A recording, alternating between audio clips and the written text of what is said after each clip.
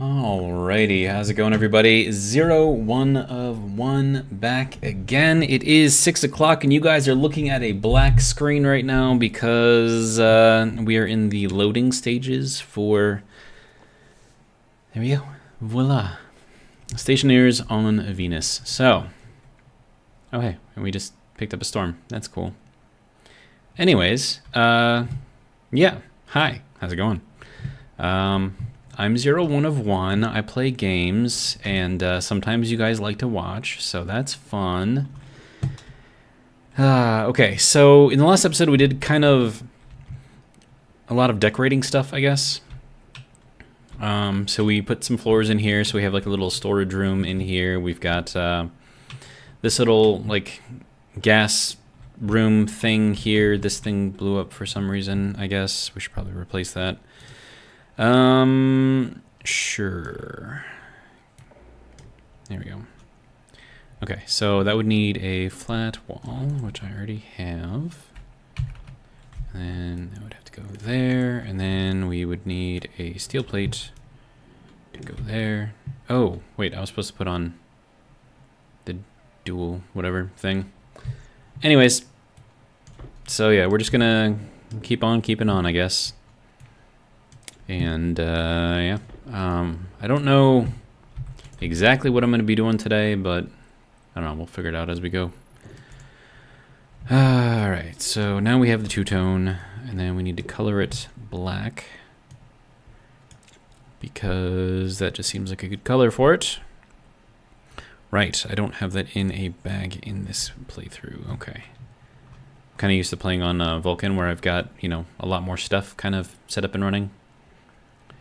Let's see, then we can grab this.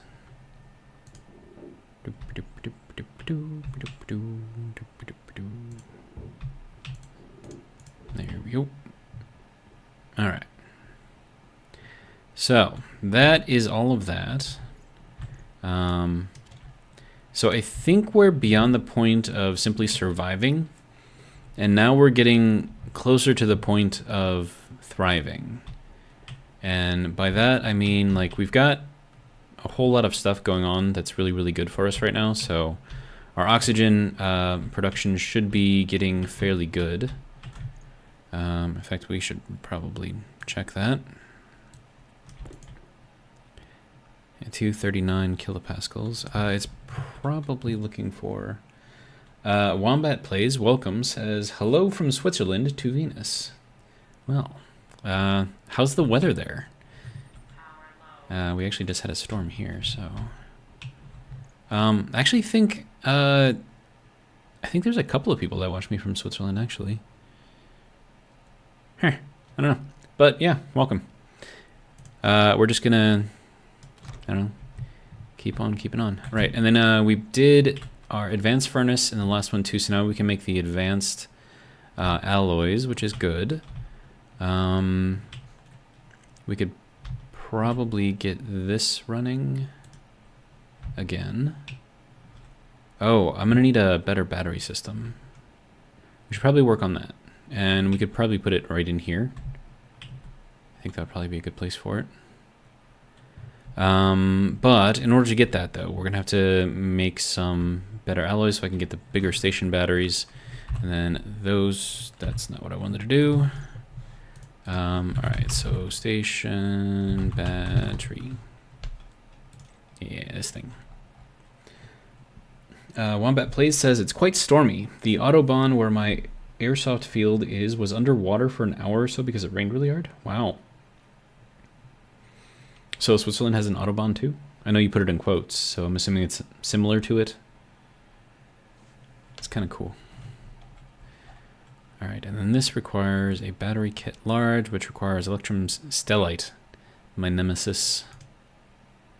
But if we can get our oxygen production up, then I can make fuel, and then we can... Oh, that's another thing I should probably do. I wonder if there is a way... Oh, right, and then this thing is... What is this thing doing? I feel like I'm missing some stuff here. Did I make stellite already? I don't think I did. Pretty sure I didn't.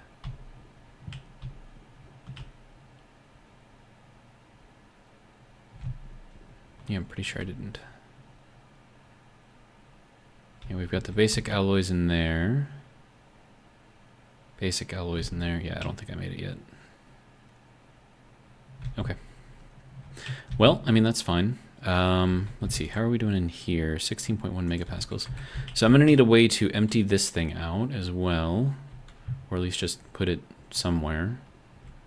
Also, we need to add in some more of our solar, so we can just make sure that we are maintaining power.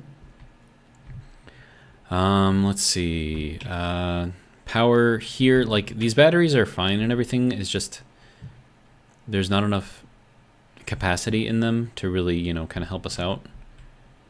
And then we have this, and then I mean, eventually this thing is gonna have like multiple floors and like all kinds of different stuff going on. And this, I should probably take that out and then start putting in a floor over here. I think those need to be placed on a foundation though, so maybe we'll hold off on the floor. And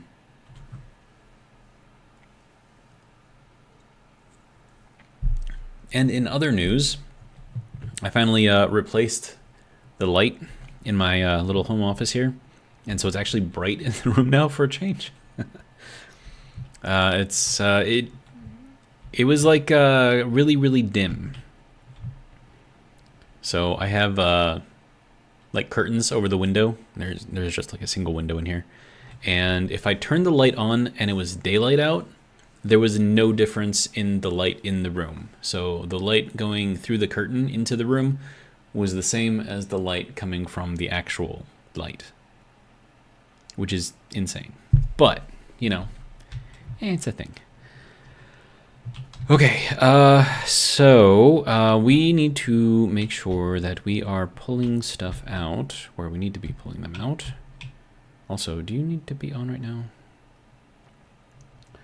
Let's see, Wombat Plays says, I was born in Germany and live here. It's another cultural background, but most laws and things are quite the same. So is the Autobahn.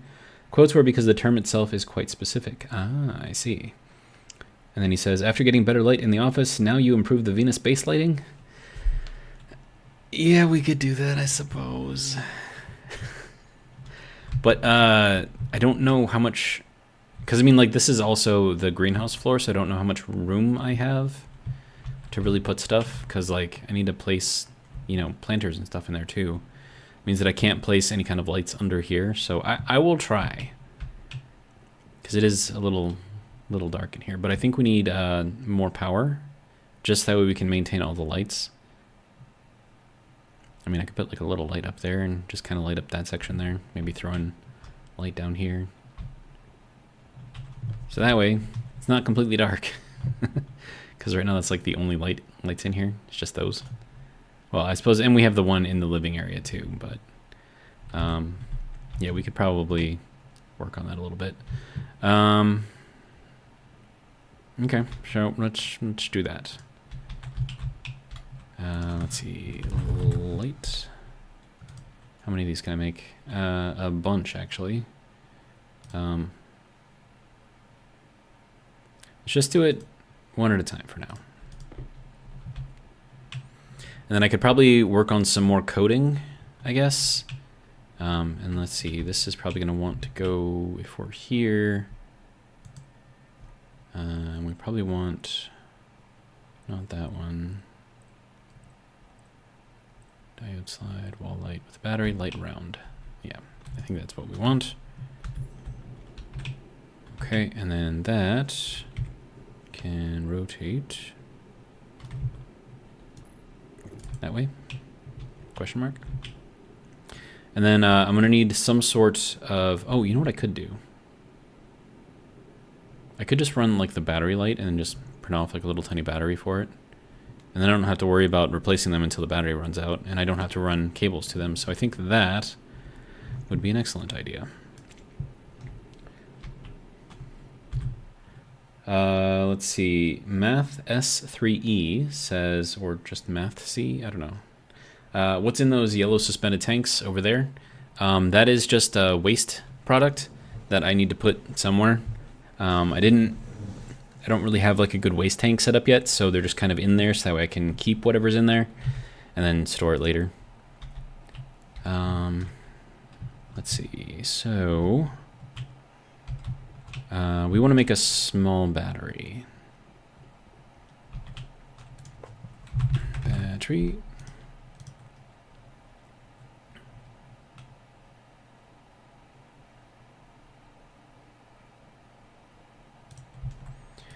Okay, and that will be good for that. Now we can actually turn our light off, and we can actually see in here, so that's good. I'm just going to call you Mathsy, unless you correct me. He says, I see. Yeah, I'm lazy. I'm sorry. All right, so if we want to put this here, I don't know how good this light is. We have an angle. Ooh, I didn't know we had angled lights. I could put that like out here or something. Light round, wall light with a battery. I think that's the only thing we have is just this one. And it says it's a wall light. Well, we're gonna put it on the ceiling anyways. How about right there? Throw a battery in there. There we go.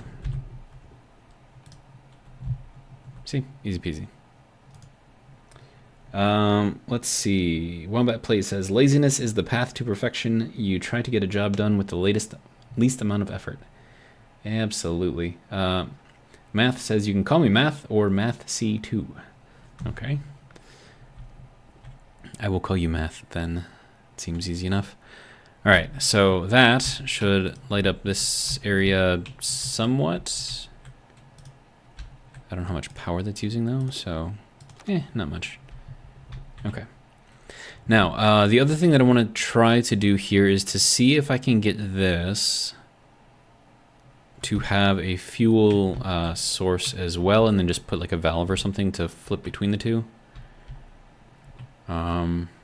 Maybe I could put the valves over here and put like a sign saying fuel or, you know, electric, whatever. Let's see.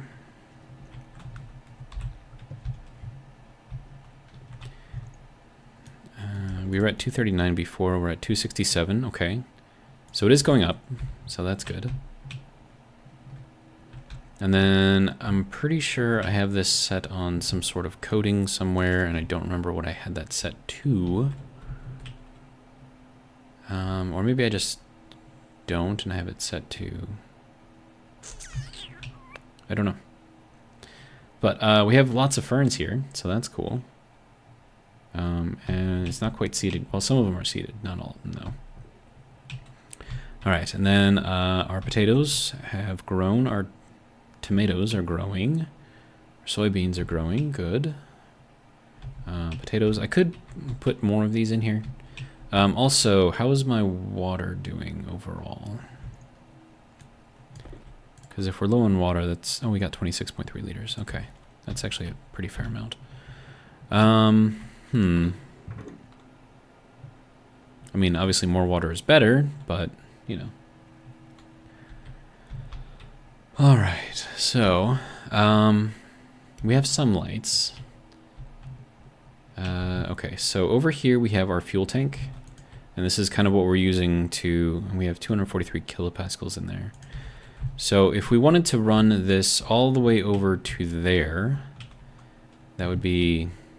well, a lot. So what I'm thinking I might do is take one of these, only, you know, make it for not oxygen, fill it up over here somehow. I don't know. It's going to go over here, I think, because I think it's connected into here, and then that's just hot gases coming out, so...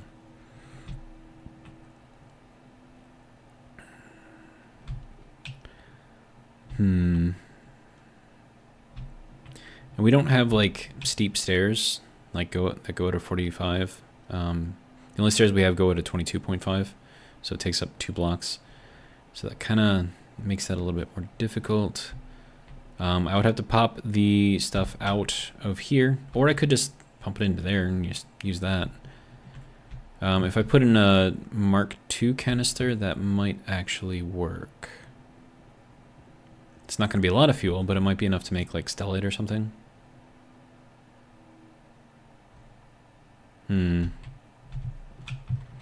Also, you don't need to be on. And you don't need to be on either. And then, let's see, canister Mark II. We can make it. And then we're going to have to paint it.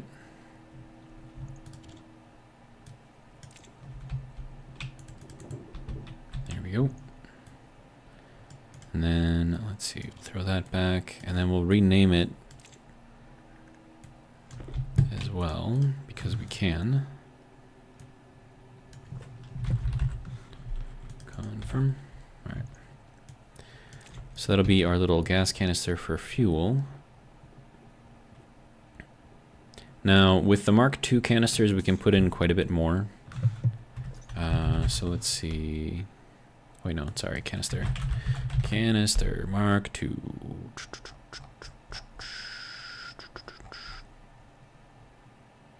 And there's the high volume gas canister too. That is 25 megapascals. Smart canister is 20 megapascals. Okay. So if we're doing that, we could probably do 17,500. And that'll get us quite a lot of fuel in there. 17.5 megapascals. That should be enough to make stellite, I think. And then I would need to set up some sort of a connection in here to cut off the other type, and then I could empty that by turning that off, which would then create a vacuum, and then have another valve in here. Toxin, welcome, says good evening. Nice to see you again. Alright, so we're going to need a utility for gas. Also, you can go in there. Utility. There we go.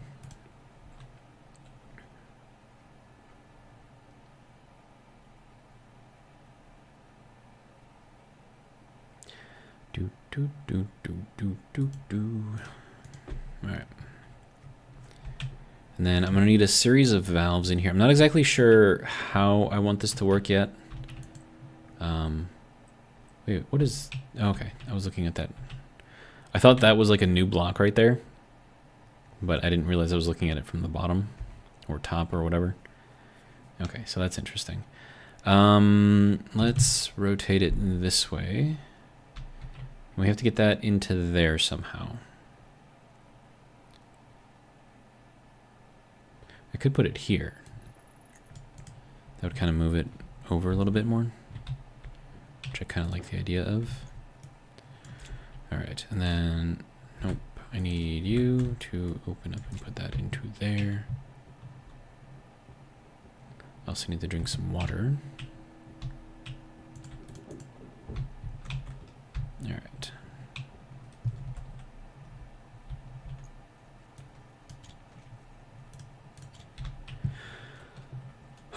All right. Let's see. I don't think I have any soybeans yet. And I'm gonna have to put a table in here too. I think I already, yeah, I already have that. Okay.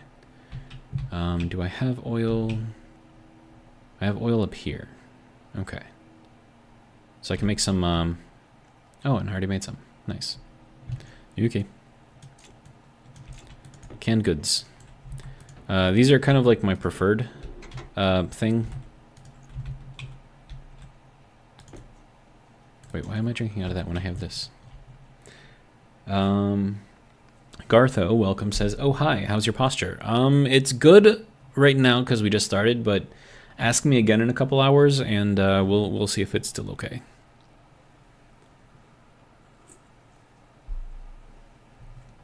Dropbod, welcome, says, oh, awesome, French fries. Yeah, I like French fries. They're pretty good. And I can make a bunch of them. I can make at least one more can, so that's good. And then the shower, I believe the shower also works. Oh, shower is not finished yet. Okay. And then I need to make some charcoal anyways, so I can't really do anything with that. Oh, right. I remember how the last episode ended, with disappointment. Gartho says, what? Question mark? I caught the start? Question mark? Yes, yes you did. I started streaming 21 minutes ago. Okay, so we have this. I feel like I need more light over here. Or just more light in general, maybe?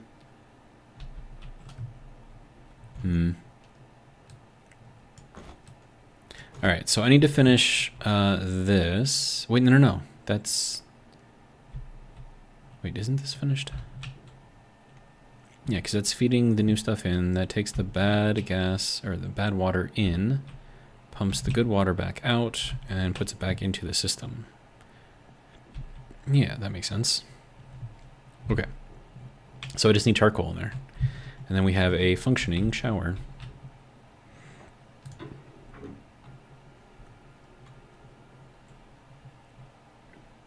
Dropod says, wow, you went from, dang, I'm not going to make it, to, I can make french fries and plenty of oxygen and water, pending bad luck. Or pending back luck. Yeah, it's been going surprisingly well so far.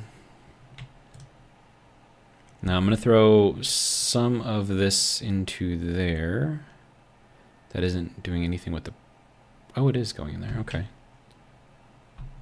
Alright, so that'll fill up with our fuel. Alright, and then this is kind of like another meme cooler that we've got going on. This is just specifically for the water, though. Actually, can I color these? I have no idea. I should be able to. I think. I could be wrong. We shall see.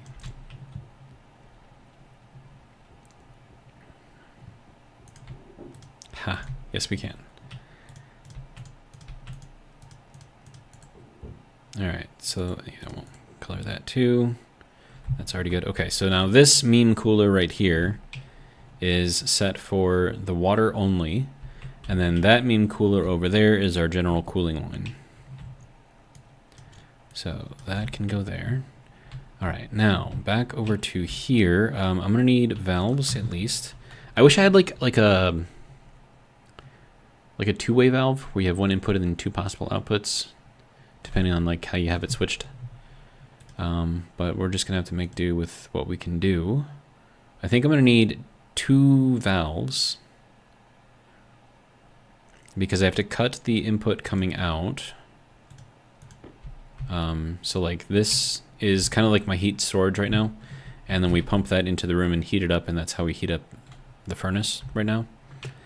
The issue here is that it's going to take me forever and a day to make stellite like that, so we got to figure something else out. So we've got this coming through over here, and then let's see, I'm thinking,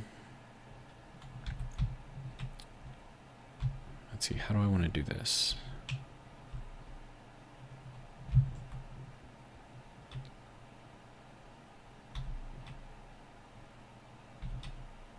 I don't have any venting or anything in there. It's not that I can tell.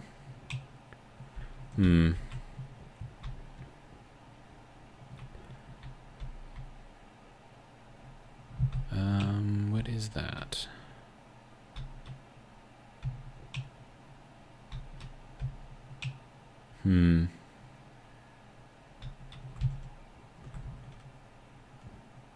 Oh, I see what that is. That's our input right there, so that goes into there. So I don't actually have this vented at all. So I think that's just a vacuum in there, which is not ideal. We want to have some sort of gas in there, otherwise we lose temperature. But magically, if we have some kind of atmospheric gas in there, then, you know, it works amazingly. Okay. Oh wait, no, it's right there. I'm looking at it. It's right in front of me. I am so very smart. I am just kidding. I am not. Okay. So I need, well, one, we're gonna have to take that out. So that way we don't lose any gas from in here other than what's already in here. Okay. And then we're going to have our input come in from this side because then we can control it with valves over here. We're going to have this go down here, and then we could have this go down this way maybe. So I'm just trying to think of like different ways to do this here. So if I put that one here and I put that one there, and then this will be our input, right? And then I can have that come into this one, and I can have this wrap around into this one, and then I can control which fuel source I'm going to use to pull gas into here. Yeah, I think that'll work. All right. So let's get that done. And you're not going to let me do that because why?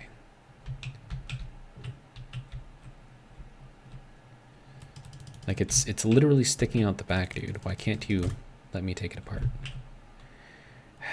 Fine. All right, we're gonna do it the hard way.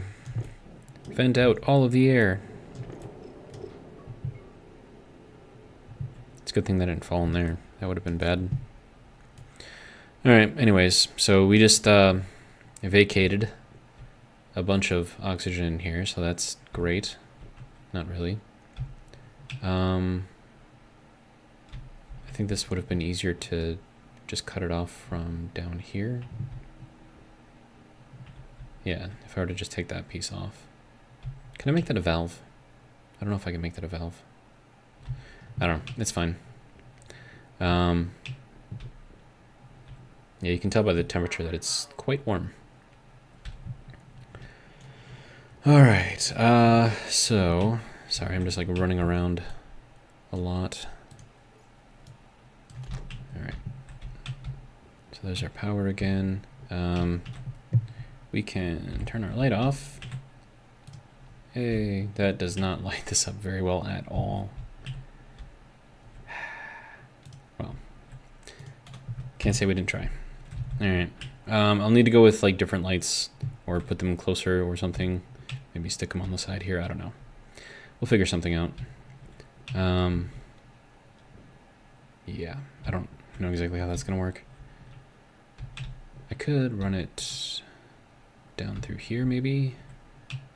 No, probably not. Anyways, yeah, so do I have that vent still on? Hang on.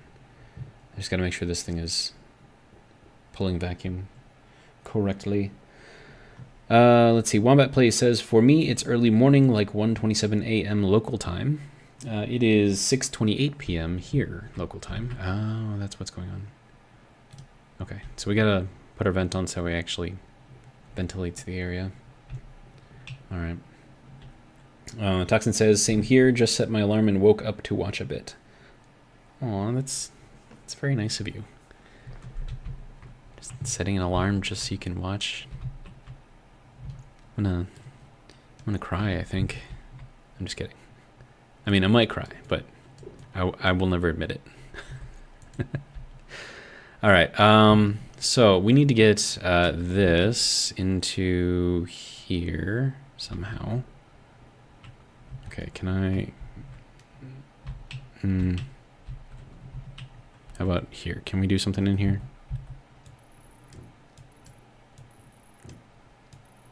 I think that's where we have to go. And then, is that up too high? No. Okay, but I do need to get in here, sir. And you will not let me in here.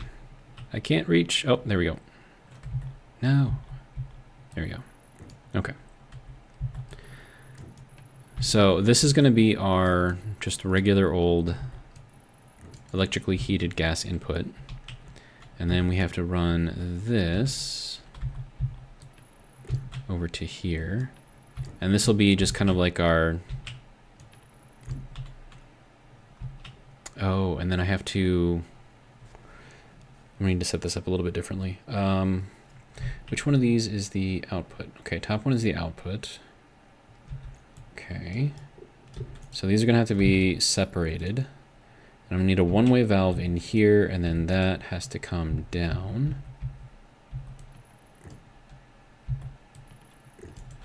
I don't know if it'll let me put it right there, but I'm going to try.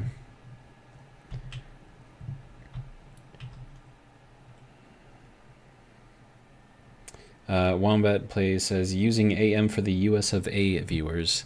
I am former military, so I completely understand military time. So if you would like to use 100 hours, I do understand that.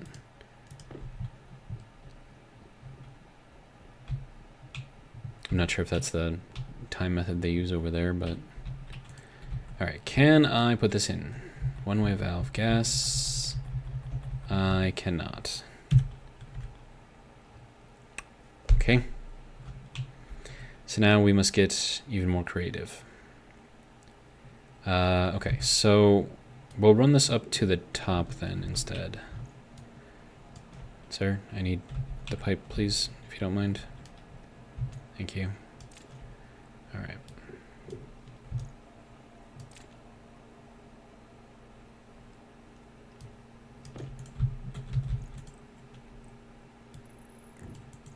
Oh, unless you're saying... Wait, no, I probably don't understand what you're saying. Never mind, just ignore me. My brain has been... Basically, I've been playing Satisfactory Plus for a while now. And, yeah, just that way the next episode that I make will be somewhat more interesting. But it has fried my brain, as you guys can obviously tell. So, tonight's stream is going to be interesting to say the least. I don't know, maybe I'll recover, who knows. Alright, so we need more just regular old pipe.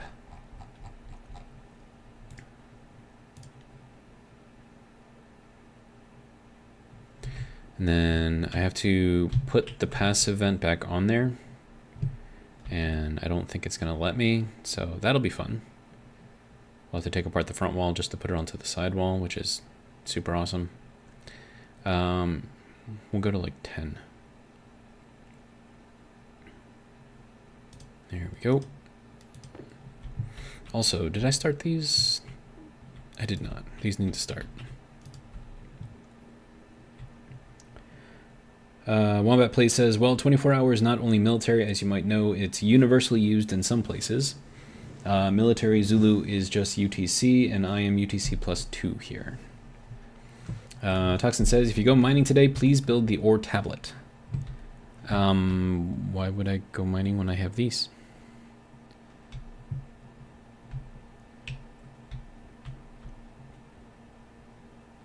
But I will keep it in mind. In case for some reason I need to actually go and do that. Okay, so now this needs to go there. Okay, so that's going to be our output. It's going to be a one-way, which... Is that going to cause issues? Basically, I just needed to stop. Well, actually, does the input... No, the output, does that... Is that just like open normally, or...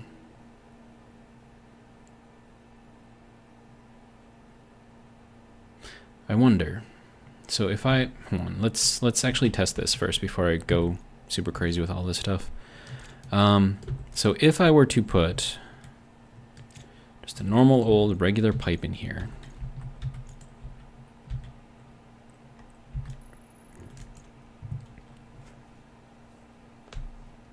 Let's see, Wombat Plays says it's day 200 plus, 207 I believe. No mining, as the deep miners should bring all the ores he needs. Agreed. Alright, and then this needs to be over here and then here. And then if we open that up, that will allow... Okay, so that's our input, right? So I don't care about the input. What I care about is if the output backfeeds. So we have 1.06K in there. So that will drain that out. Now, if I turn that off, does it backfeed? It does not. Okay, good. So then I don't actually need the one-way valve in there. That's useful.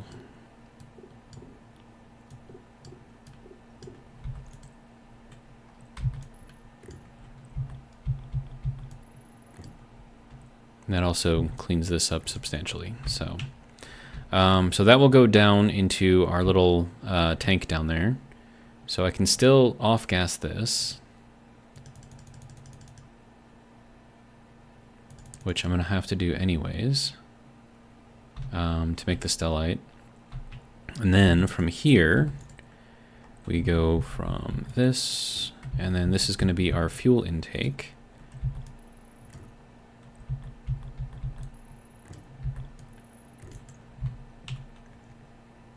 It's a little wonky, but, you know. I could just run it straight down here instead of going up. But I like having that there, because I'm going to cover this up, so you're not actually going to see the pipe anyways. So I think this is kind of better. Let's see.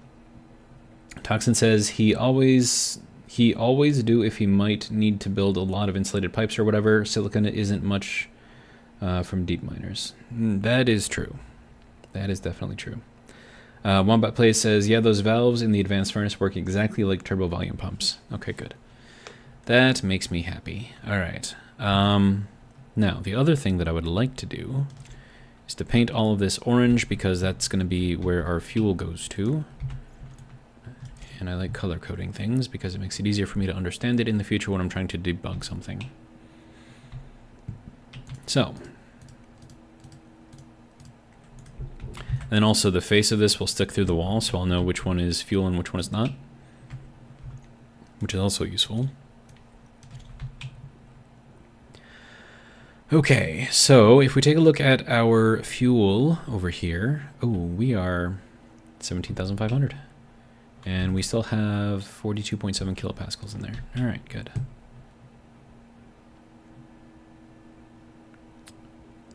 All right. Oh, and that just dumped all of that into here.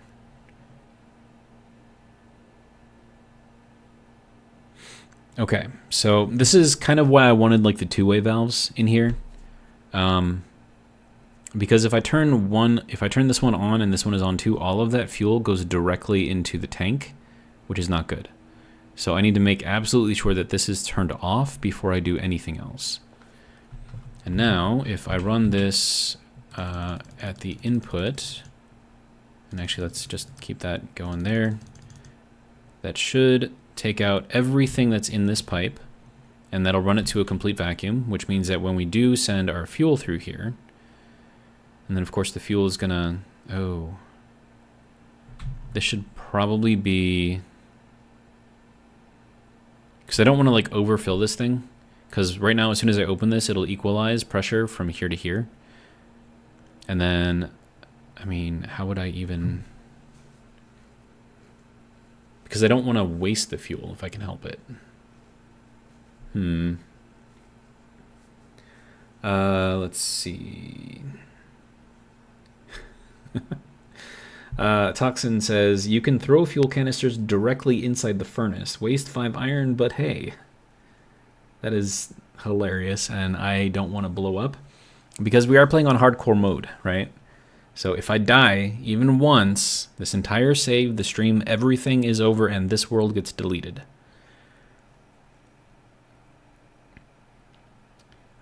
Let's see. Wombat Plays says, do you have a combustion centrifuge after the deep miners? I do. Instead of a valve, a volume pump, so it does not equalize. I'm thinking a turbo pump, because then I can push it into here and then also pull it back out of here once I'm done. And that way I can just use what I want to use. But then I'm going to have to get some sort of inline tank, probably here. And then I'm going to need some sort of pressure gauge on here as well. Now I could put that pressure gauge up here. But if I put the pressure gauge off of here and tee it off, then I can't put the inline tank there. But I could put the inline tank right here. Or I could put it in there. But in there seems to make more sense.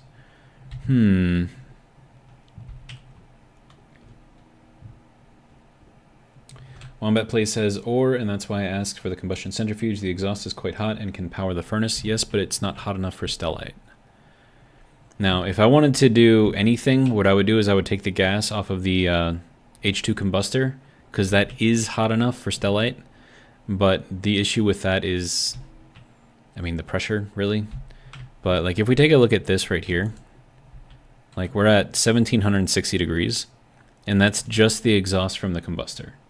So if I really wanted to, you know, increase the pressure, I would just run a heat exchanger onto this. But the issue the issue with that is I would have to run pipes all the way over to here, all the way over to here, and that seems like a pain. Especially since I don't have like amazing amounts of resources quite yet. And I need more iron apparently. Let's see what we can do about the iron. I do have some. I do not have some. I need some. Okay. Okay, so we do have some dirty ore in here. How's our power doing? Alright, we are discharging. We're still relatively full though. Okay.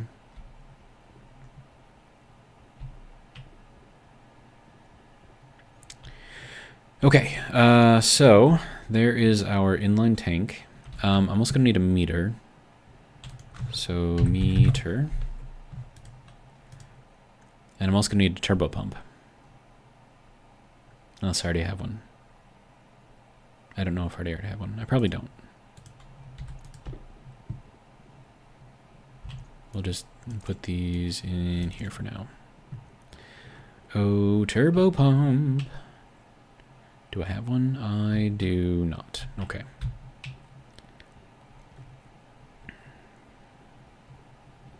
Can I make one? I need electrum. Do I have electrum? I do.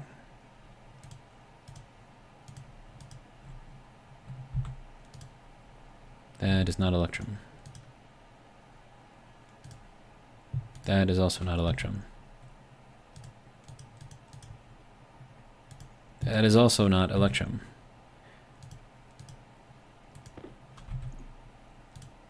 There we go. Okay. So that'll make that, and that actually prints off pretty quick, which is nice. I'm gonna have to get power over there somehow. So that'll be fun. Okay, so now I got like a bunch of stuff over here. Alright, so...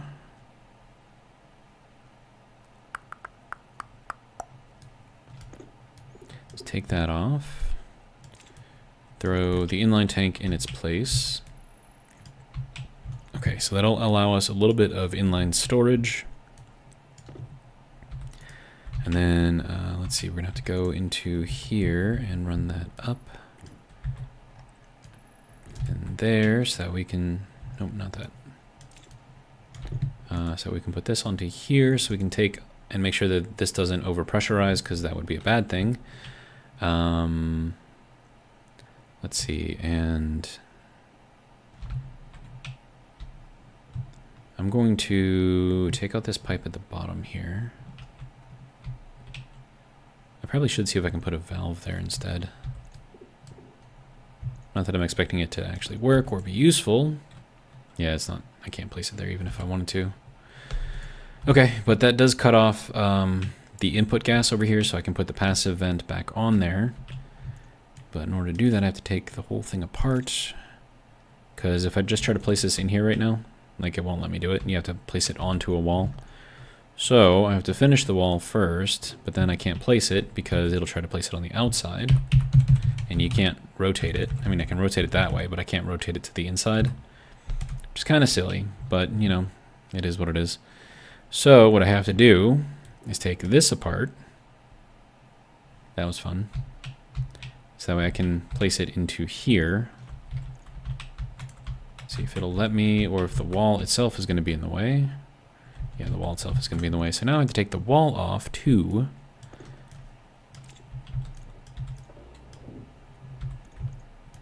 And then with that off, let's see, passive vent. That can go back on there properly. And then I have to put this back on there. And then, let's see, what is that, a large panel? I think that's what I used.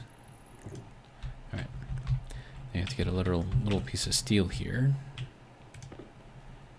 Put that back on, and then take the glass back off. Unless I'm done in here, which I might be. Okay. So that'll monitor the pressure on the inlet side, and then this needs to be taken apart. We will magically color it yellow. Ooh, that is not what I wanted to do. Crap. Okay. Well, hopefully we didn't waste too much gas right there. All right, and then this does not matter which way it is, but I do need the power to be off on that side. And then also I need to be able to get the power through here somehow. I'm thinking we reorganize this, reorient it. All right, so let me magically change these pipes back to yellow. And then that has to be there. All right. Okay, so if I do it this way, I can have the power be on the bottom, which is useful. I could put in a larger tank here and move this over one.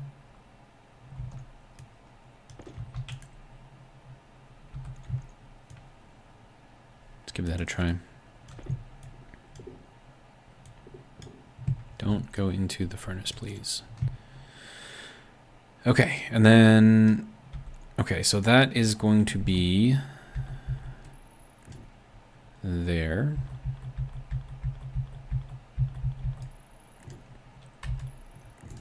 All right.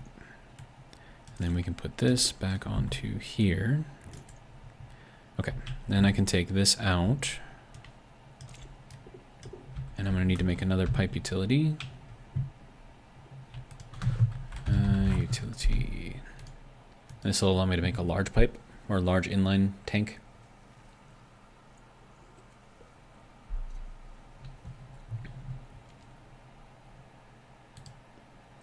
Okay. Let's see.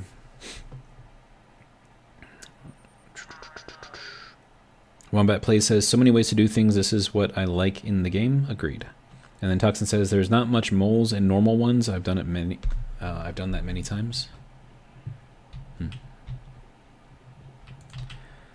Okay, so now we do a big tank in here. And now we can store more into there. So that'll be good.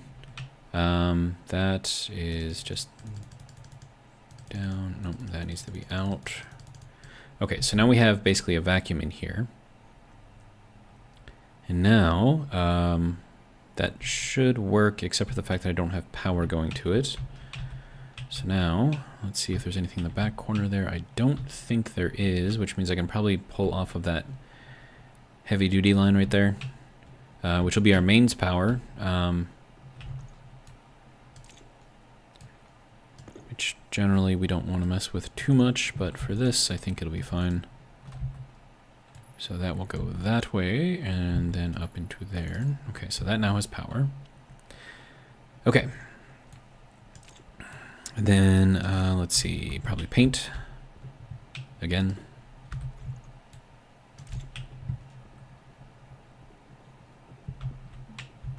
And we get some power too. There we go. At least one error, or one warning message is gone.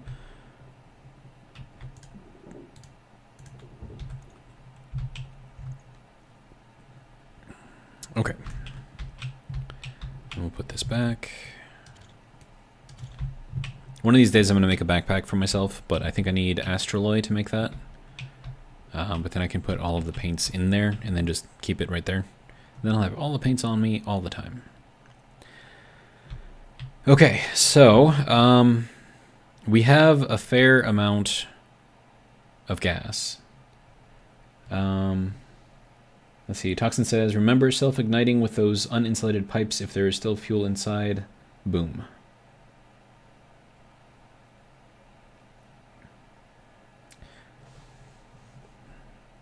That's a good point, actually.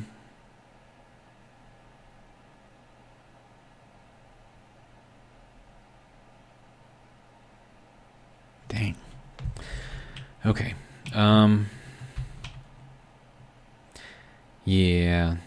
Because the gas that's going to be in there to keep the furnace warm is going to be, yeah, too hot. Good catch. I do appreciate that. We'll throw all of this back into here for storage. Insulated pipe. How many pieces am I gonna need? And then also insulation for the large tank too. Thought I had some. Yep, right there. Probably need 2 pieces of insulation for that. Upgrade to inline gas tank, or insulated inline gas tank. That's not what I wanted to do. Well, I'm thinking it's probably would have asked me for 2 of these anyways. And then also, did they, I don't know if you guys can help me with this, but if you build an insulated inline tank and you take it apart, do you get an uninsulated utility part? Or do you get the insulated one back? Because I know that there was an issue with that, which is why I wasn't using these insulated ones. I suppose there's just one way to try it, right? Or one way to test it. Because if it still isn't fixed, I'm not going to bother making these because they use up steel. Okay, so we have uninsulated. If we put that there, okay, so now we have insulated, right? If I take that apart,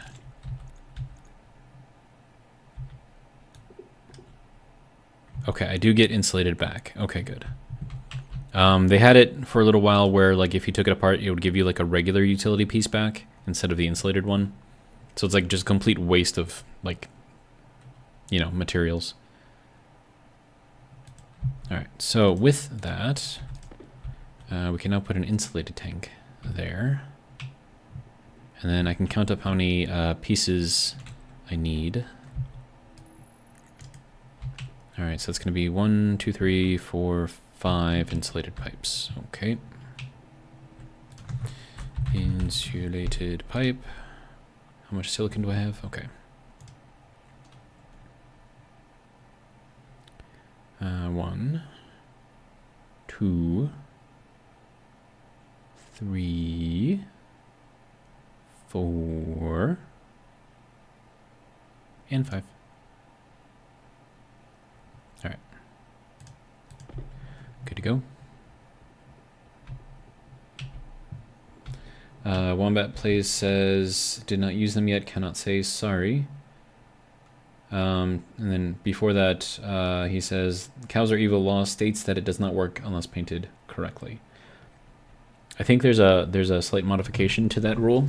It does work, just not in the way that you intend. It is more likely to break if it is not painted. At least that's my understanding of it. I could be wrong. And apparently my hydration is critical right now. That's fun. All right, so let's take off this thing again and then rip this whole thing apart because that's just what we do here. Build something, take it apart, build it up again, take it apart.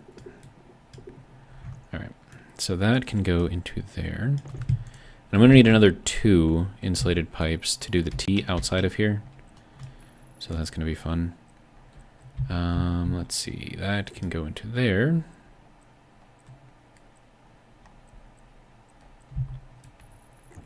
There we go. Yeah, I need 2 more for that one. And I just happen to have 2 more silicon. It's almost like it was meant to be.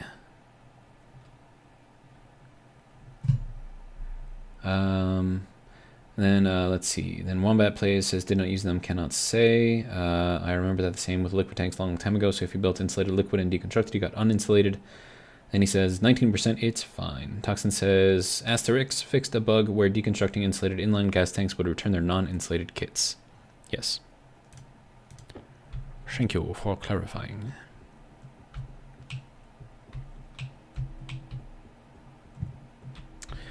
All right, so now this part. Oh. Well, no, that should be fine. Because that shouldn't pick up any of the heat from in there now, which is kind of what we want. I mean, not that I probably could have just left that. I don't think that would have done anything, but whatever. It's there. It's fixed. Sort of. All right. So that is now back, and now we can... I'm just going to put this down to like 10, because I don't know how fast that's going to fill up. And then we'll have our fuel in here, and then when I don't need it, I can pump it back into here. So I can use only as much as I need, and then go back to the regular system once that is done. I think that'll work. All right. Anyways, yeah, and then we have these as well. Okay. Now we can flood the room back again.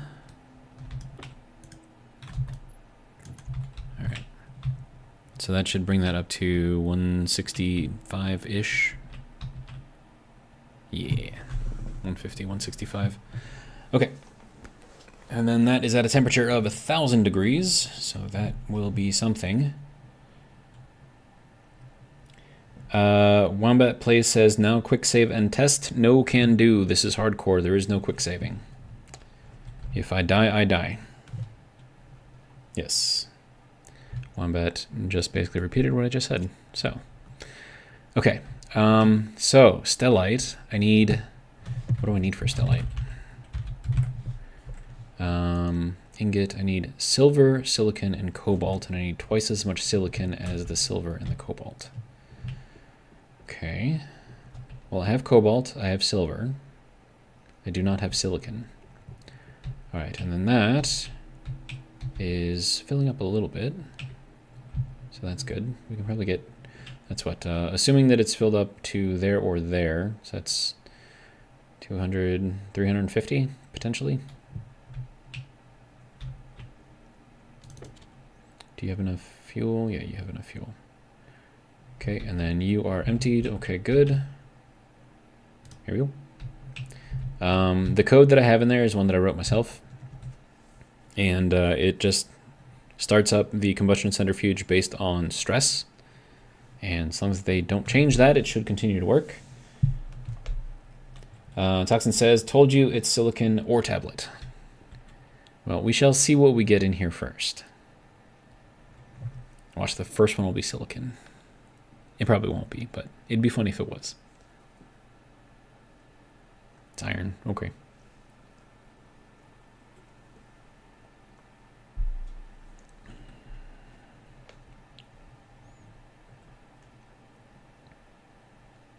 Next one is hydrocarbon or coal. Okay, well, we'll just let that run for a little bit and see what kind of silicon amounts we can get there. I don't think I need much stellite. And again, I need the stellite for the large batteries. Fridge large? Okay. Yeah, so that needs stellite. Everything else I have. So once I get that, and I only need 2 grams of stellite for that. And then I can start working on our battery room, which will go here-ish. And I'll do, like, I don't know if I want to, like, extend this out. Maybe. Or if that's just going to flood the entire area because I don't have whatever's under there done. No, I think I've got whatever's under there is there. But I don't know. It's fine. All right, what are we at for? Oh, we're charging. Lovely. And we're actually charging a lot. 4 megawatts. I think that's kilowatts. Yeah, okay. So our power is pretty good.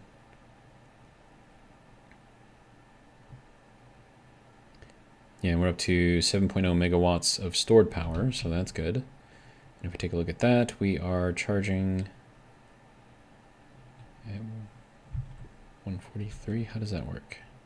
I don't know. I'm not going to worry about it right now. Okay, so we have that, we have that, we have that. Now I'm taking damage from not drinking any water, so we should probably do something about that. And then that'll be good there. Eat some food. Drink some water. All right. Might as well take a shower. Not that I have any carbon or coal or whatever. Charcoal, whatever it needs. Hey, shower.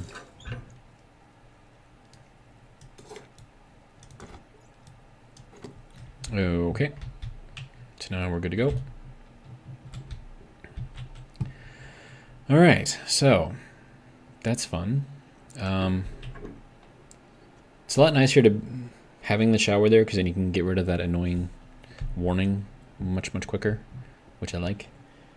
Okrad or Ochred says greetings. You can correct me on the pronunciation there. All right, so we're coming up across nighttime again, and that does not give us very much light at all. Just barely lights up this area, and I can't even see in here. So definitely need to find like some stronger lights or something. Okay. What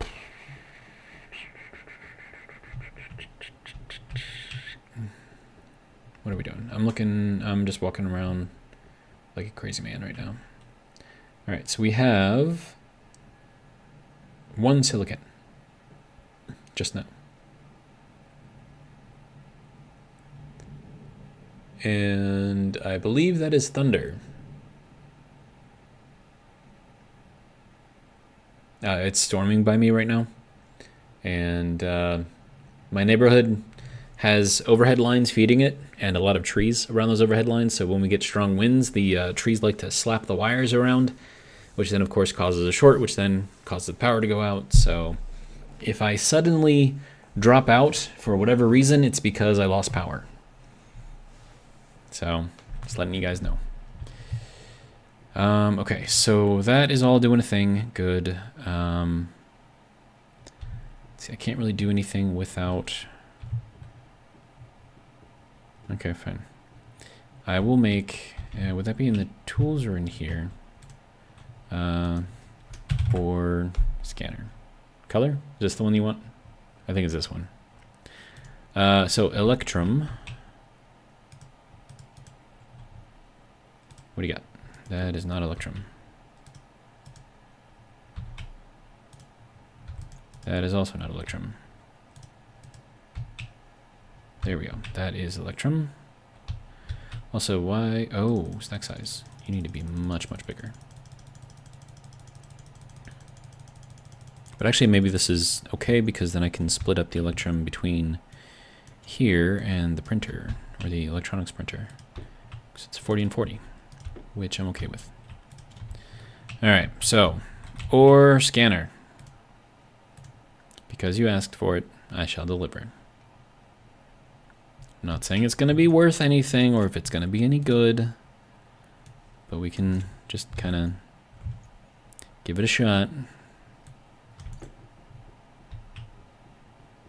A whole lot of nothing. That's cool. Also, I should probably replace the battery here. That can go there. And we'll head out to our little mine area. And we'll see if we can see anything.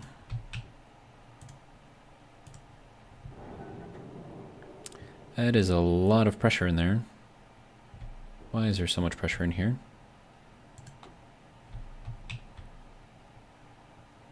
Okay, well, I know that we are looking at ore right now.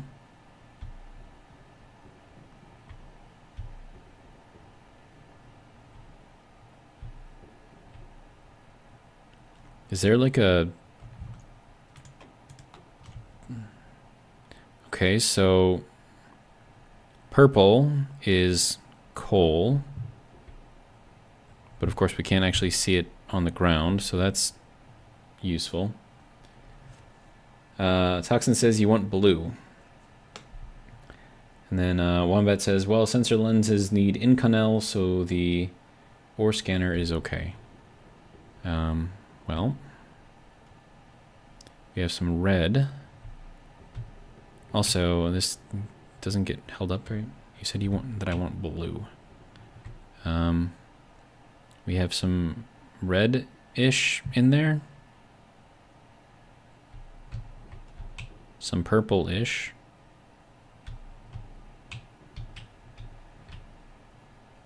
We have a dark line right there, so that's cool. We have a very, very... Wait, hold on. If I turn... Nope, that's not a reflection from my light. That is just really, really, really bad views here. Why is it so bright? I don't understand that.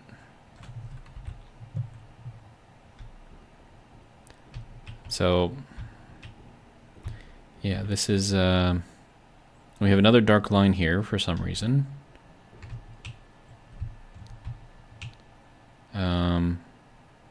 Some yellow, some more red and orange.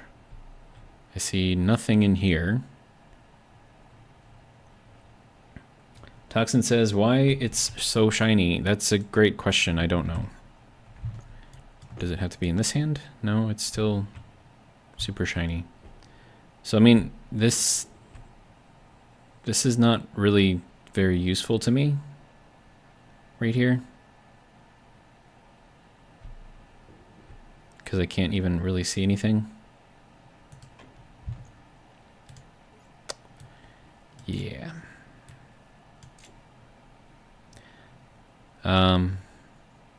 Toxin says it normally doesn't look like that. Well, it does here, so we'll just do what I normally do, and that's just dig blindly and hope that you come across something useful. If I point it upwards, it's better. Well, I can't dig upwards, because then this whole area will flood with atmospheric pressure, which is what I'm trying to prevent.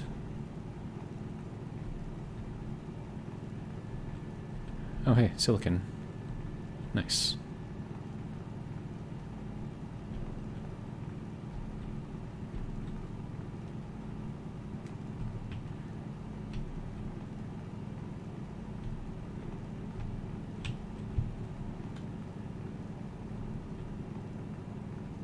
Apparently that was all the silicon that was in here.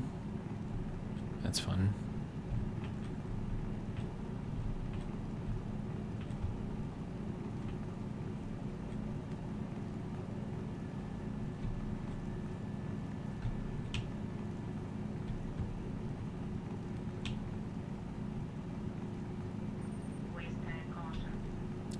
Oh, and then waste tank caution. That's not good.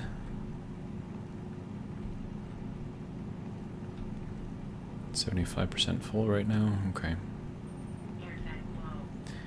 Okay. If it's not one thing, it's many.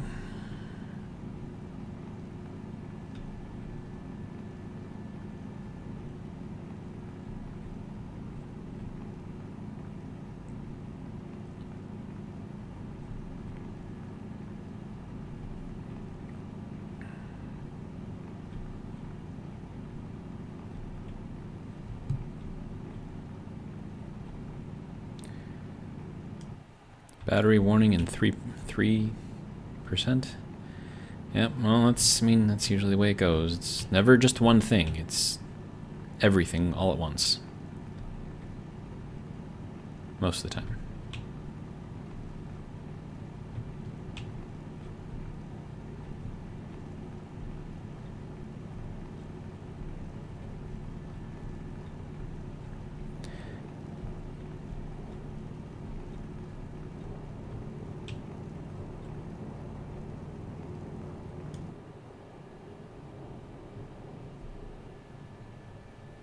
Do I have a hole in here somewhere? No? Okay. Anyways, we got 24 silicon. Now I just gotta figure out which way to get out of here. Right, I was just digging over there. Okay. I think I have to go this way. No? This way? No? I'm lost in my own mind. That's fun. This way. There we go.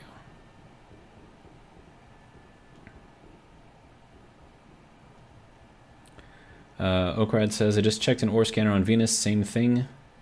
Dark straight lines are edges of chunks. I see. Alright, now I just gotta figure out which way is home. Aha, there it is. Might be sunlight.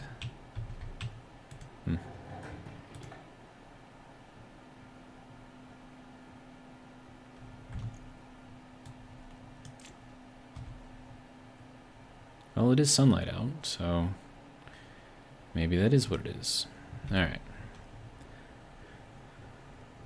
So, first things first, I suppose we can put the empty out the waste tank in the greenhouse, because that's a good place for it.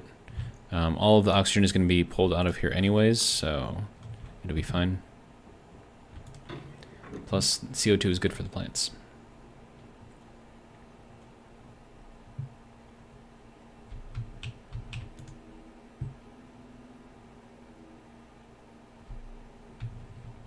And there is our air canister, so that's now good.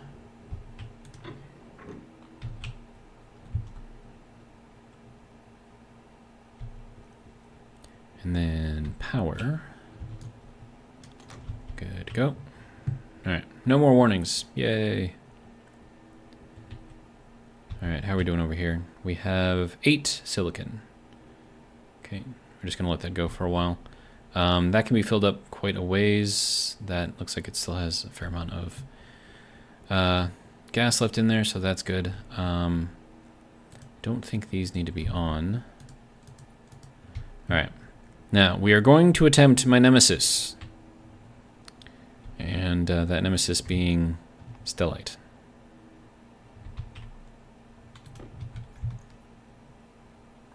So I'm going to be able to do 12 of the silver. And then, let's see, we can put in... Well, I need to make iron anyways, right? So let's just throw that in here. What is the temperature in here? 945? Oh, but that is going to cool that down. So we'll throw it in here instead. Excuse me. Go into here, please. Thank you. Charles, welcome, says stellite is the easy one. And Viking, welcome. So the reason why I say stellite is my nemesis is because for what is the proper way to say this? Trying to make stellite has killed me more times than any other alloy that I've tried to make. I don't know why. It's just the way it is. Alright, and then I need 12 of these. Okay, well there's 6. And that is thunder again. And I'm going to need 1, 2, 3, 4, 5, 6 more. Okay, so that gives me my 12, 12, and then 24. 12, 12, 24. Okay. Now, for the hard part.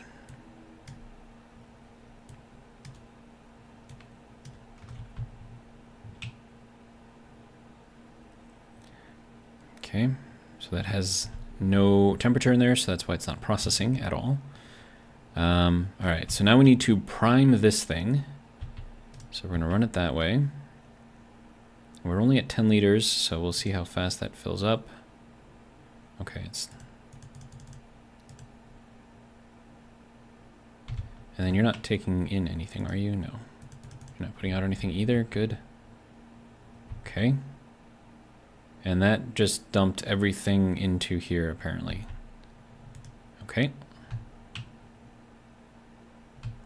Now, I need to bring this in here until we get to 1 megapascal. And then I need to make sure that I don't set it on fire until I reach it. 634, 95, 7, 8, 9, 1,000. Okay. So now we're there. Temperature is still really, really low, right? So what we do now is we light it on fire. Temperature jumps way up, pressure jumps way up, and we can basically instantly make stellite. If this thing wants to turn on. Do I have too much pressure? 10 to 20 megapascals. Oh, I need more pressure in here. Okay.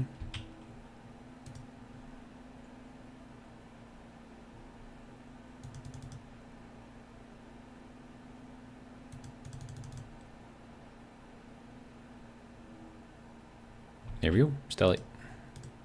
Nice. All right. Now, what I need to do now is to reverse this, take out all the rest of the fuel. And this window is going to be damaged because why?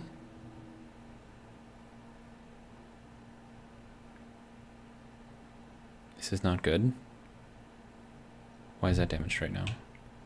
All right, hang on. Let's empty all of that out. 83%. Is there too much pressure in there? Oh, 219 kilopascals. That is too much pressure. Okay. Yep. Well, you know. Kind of knew that was going to... See, I'm telling you, that's why I'm saying that stellite is my nemesis. Because every time I try to make it, something goes wrong.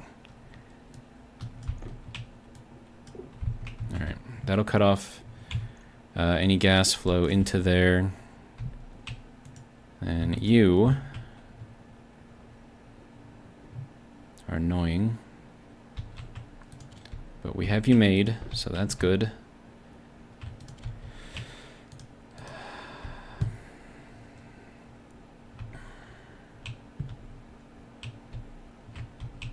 Yep, and then that one is broken too.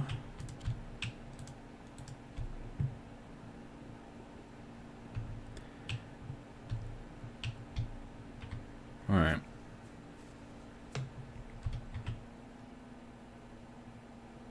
And that is basically emptied, just about.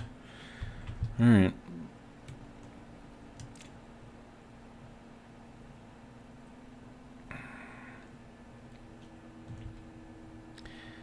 Yeah. You guys are basically asking and answering all of the questions, so I'm just gonna leave you to it. You're doing a good job. Did that take damage? No. Did this take damage? No. Okay, so it's just the windows. Okay, so we're gonna need a stronger window, and then I believe that'll be the padded ones. So let's make 2 of those.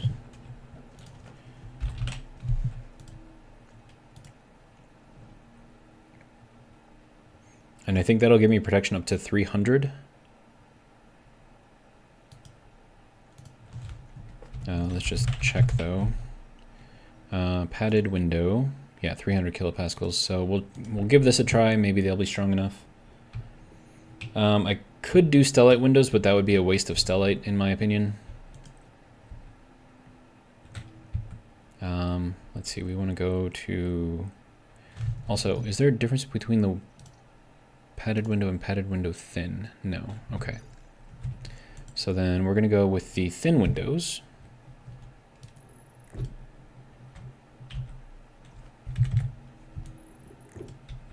All right, and then we need a ridiculous amount of plastic for each of these. I think it's like 4 or something. Or is it steel? Do we need steel? I think it's steel that we need. Yeah, steel sheets and then a glass sheet. Okay. So let's make some steel.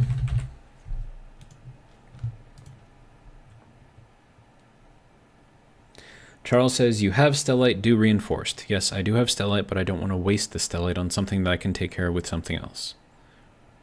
And besides, the walls that I'm using, I think those are only good for 300 kilopascals anyways. So even if I do use this stellite, if it gets above 300, which is going to blow the windows anyways, or it won't blow the stellite windows, but it will blow the walls. So there's no point in doing that. And then I'm gonna need some windows too. Do I have silicon? I do. No, I need glass. There we go.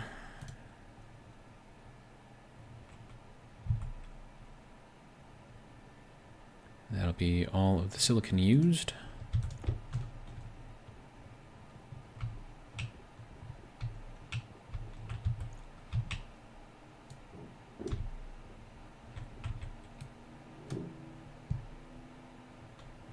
Okay.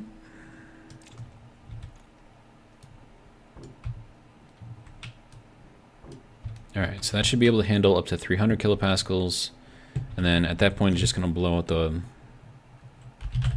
doors or the walls anyways, because I think these can only handle, yeah, it's the same, 300 kilopascals.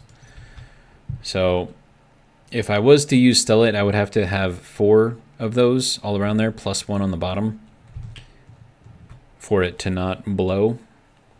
So if this 300 kilopascal max can't handle it, then yeah.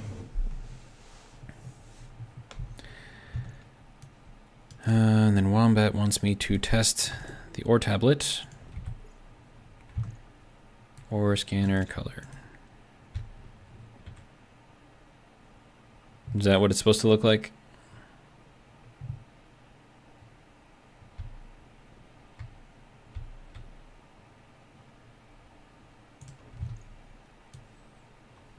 Yeah, this ore scanner I think is gonna get put away.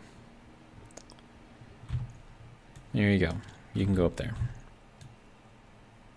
Throw that back in there. All right. Okay, there's our iron. Where did I need the iron? I think I needed the iron in here, right? Yeah, okay. And then we'll grab another iron.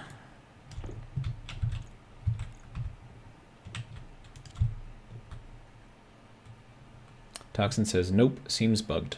Well, if it's bugged, I can't use it. So, that was fun. Okay, so now, let's see about making some of those large batteries, eh? How many can I make? 1. I mean, 1's better than none, right? Alright, so we'll let that chew on that for a while. Do I have anything, like, am I doing anything with all of this? Let's just put this somewhere.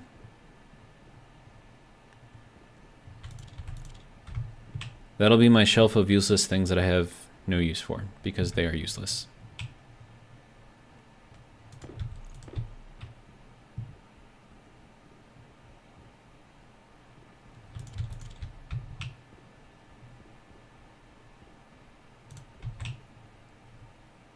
Tracker, network analyzer. Network analyzer could be useful. So that will not go up here. That will go over to here. Oh no, hold on. Let's put it here. Electronic stuff can go there. All right, what else have we got? More crates. We have some road flares. Those I'll never use. These little canisters I will, though. We'll just throw those there for now, I guess.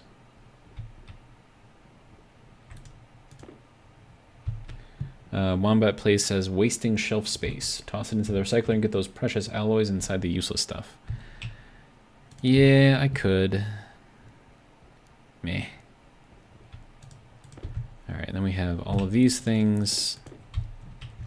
And then these can get taken apart as well.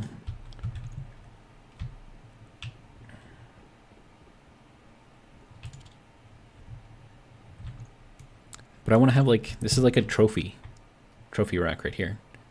Like useless things.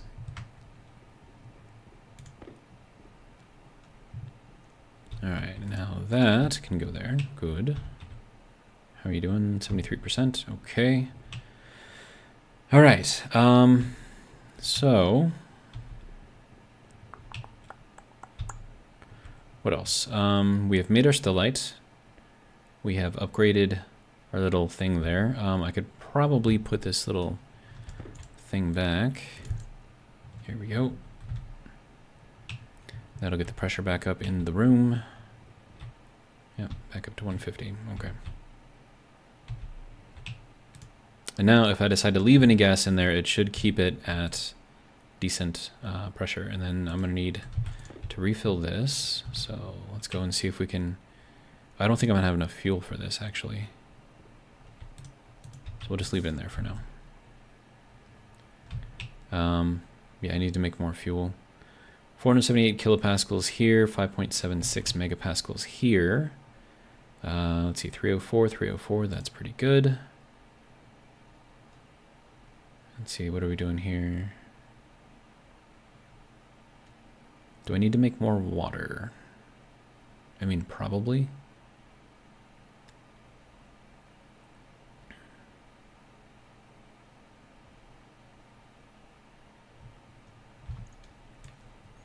And also, what's the mix here? 6733, okay, good. Oh, and I need to get more hydrogen out of here too. I can go and harvest some of the ferns and throw those into the composter. Okay, we're up to almost a megapascal of fuel. That's pretty good.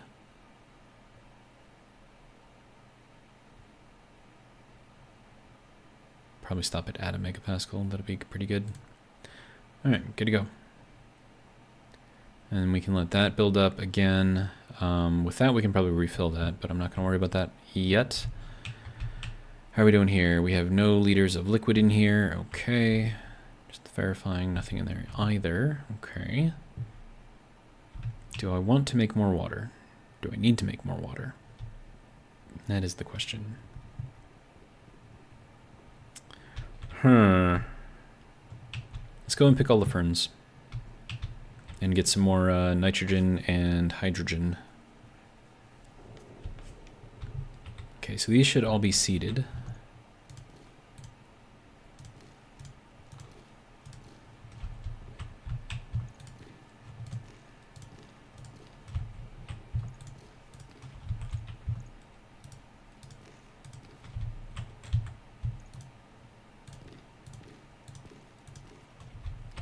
Okay, and then good to go. So there is all of our ferns. And now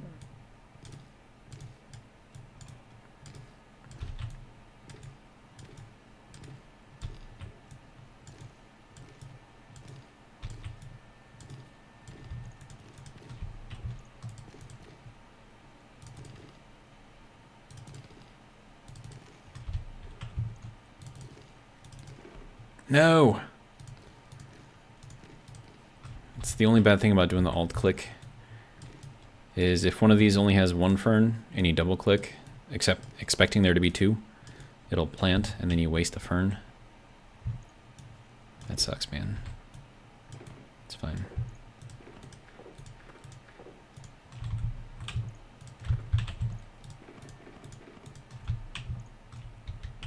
Okay, next.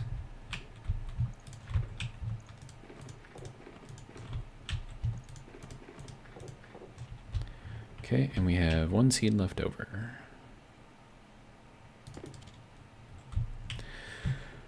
Okay, how are we doing here? Soybean seeds, good. We have 3 soybeans. Good. Replant using the seeds. Excellent. We have more potatoes here.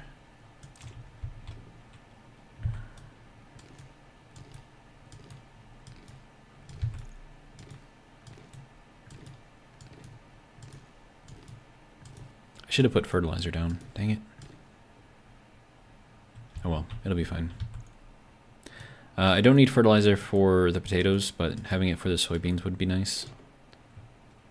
And then our little tomatoes are still growing pretty well, so that's good. Let's see. Wombat Play says, is this some kind of don't waste time mod? No. The drinking was also fast earlier. If you hold down Alt and click on something, it'll automatically do something. So like you can auto pick this if it's ready by holding down Alt and then left clicking on it, and you can do the same thing on the drinking fountain. So that's just part of the game. It's not a mod, but a lot of people don't know about it, so now you do.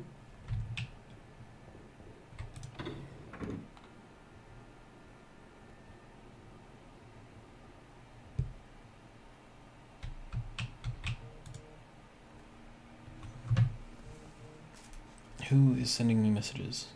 Oh, I think I know who that is. We will hold off on answering those for now. Okay, so, and then we put all of this into here, and we hit the little button, and we get some lovely oil out of it, and then we take this lovely oil and we throw it into there, and now we have enough for 2 bits of canned goods. Let's see. Wombat Play says, 1,200 hours, and today I learned something new. 1,200 hours in the game. Well, I am glad that I could teach you something new. It's useful. So definitely something worth knowing. I'll just take that off, I think. And actually, it was Charles. Charles, if you're still in the chat. Charles is the one who told me about it. So you should thank Charles. So like right now I'm holding down Alt. That's why my mouse can move around, right? And if you click, auto drink, right? You don't have to hold it down. So yeah, so Wombat Plays, there you go, Charles. That is the one that taught me that little trick. So if you would like to thank someone, thank him.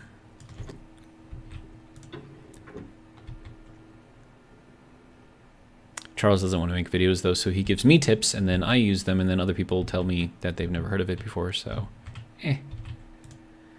All right, so next thing, we are going to run those into there and then make sure that vent is on, make sure that's on, make sure that is full. Okay, good.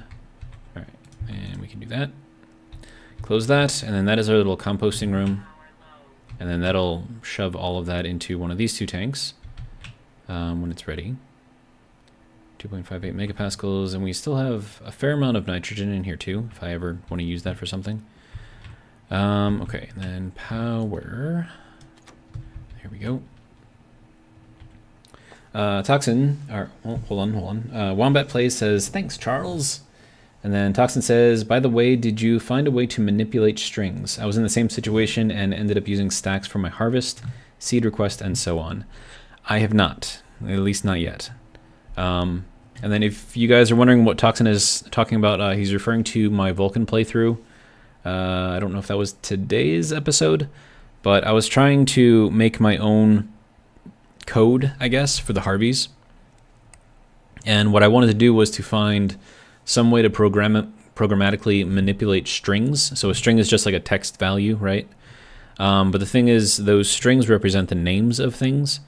And so if you use the SBN, which is set batch name, command in there, it requires a name, and then that name has to be a string.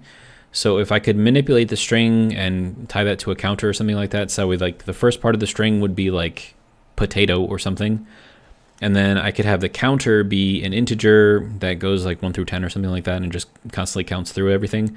And then there would be a code that I could use that would then take the potato from the string and then turn that integer from the counter also into a string and then match them both together.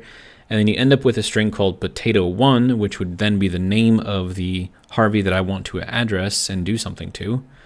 But I have not found a way to do that with normal programming, and especially with the programming that I know how to do. That is something that exists out there. It's just not in the game as far as I can tell. There might be some fancy way of doing it, but I have not yet figured it out.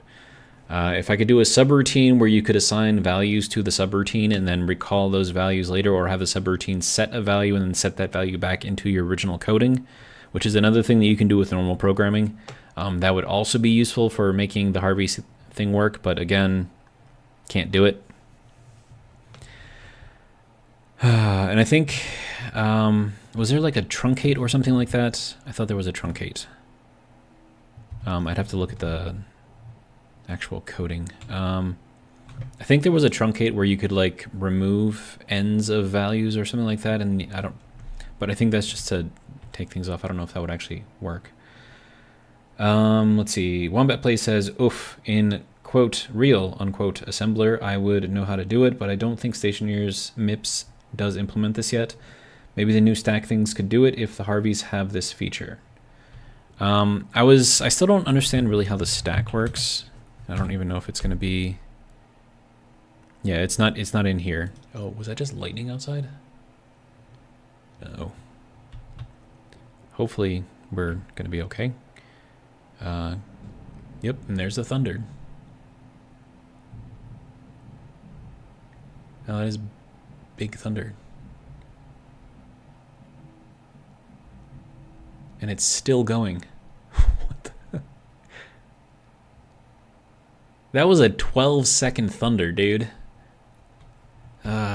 Okay. Well. And then there's another thunder following it. That's fun.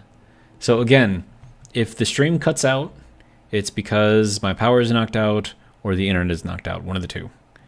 So, just so you guys know. All right, and then let's see. Another thing that I have to do here is figure out a way to empty this out because that is getting very full right now, and that makes me nervous. And then we have interesting things in there.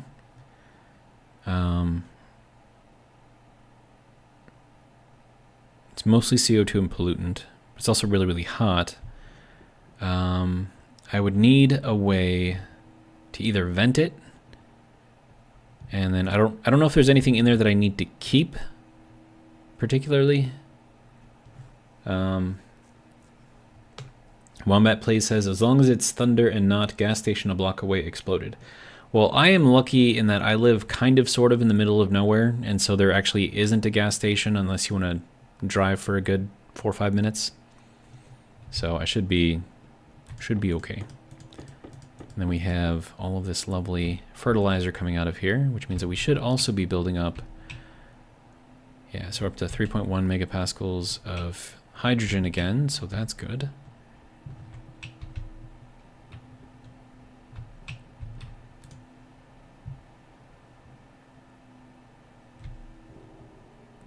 And now I have hiccups for some reason. And lots of fertilizer.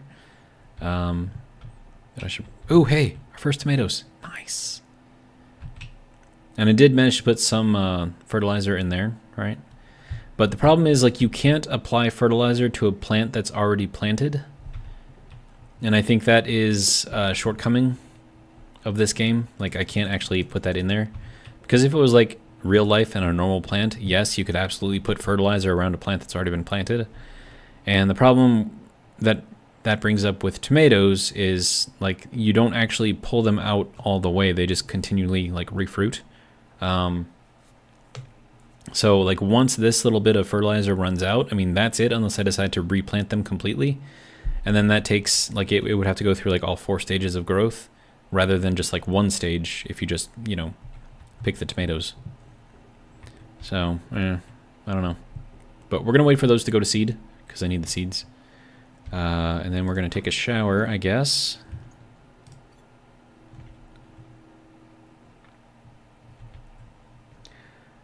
Let's see. Wombat Play says Harvey's cannot put fertilizer down too. Am I right? I don't know. I don't know. Yeah, it's the best answer I can give you is I don't know. All right. Oh, that is a can that can go back into there. And then let's make another potato.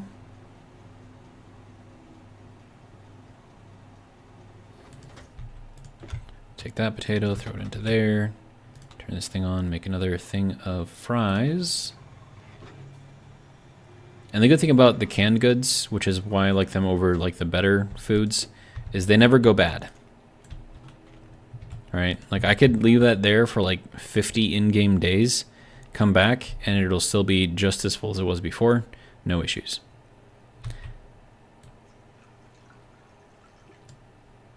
Okay, and then there is our water. Now, I understand that canned goods only give me 3 stars here and not 4, but that's fine. I'm okay with that. And then, oh, you know what I should have done? I should have saved some of that, some of the ferns and made charcoal out of them. Dang it. Because then I could purify the water here instead of just leaving it. I mean, we're at 1 liter, so that is a liter that is not in there with my plants. So, I don't know. I could do some potatoes. Well, I mean, I'd have to wait for the potatoes to grow again, I suppose. And I have plenty of potatoes. So, remind me, next time the potatoes are fully grown, don't throw them into the oven, because then you can't get them back out. And turn them into charcoal.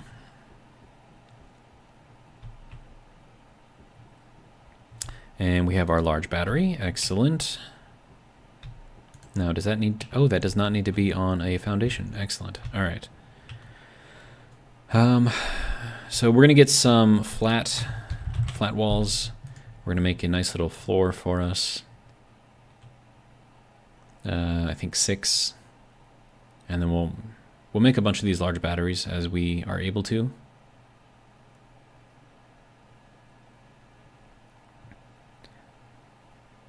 Let's see, we're at 3, 4, 5, and 6. There we go. All right, and then, let's see, Toxin says, if you want to see something about stack, then open the auto lathe in Stationpedia and look way down. Okay. Okrad says, you could try to program your Harvey hashes to memory of your IC. I'd try that when I get to Harvey's.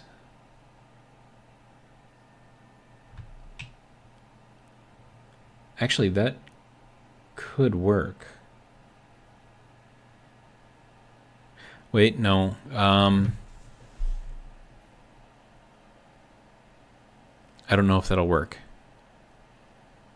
Because for the Harveys, especially when you have multiples, right? Like if it's just a single Harvey, you can address it no problem. But if you have like 10, which is what I've got 5 sets of 10 on my Vulcan playthrough. You have to use the name command, so that's low LBN or SBN, and that requires you to type in the hash. I don't know if that can look up from a value somewhere else. Because if it could, then I could just, you know, set up a register and then push a new value onto it. Or, I don't know, something like that. And then have it read from that register, but I don't think that works. I mean, maybe it does, but I don't know. All right, and then we're going to go to the two-tone, drop it down. That will go out to here.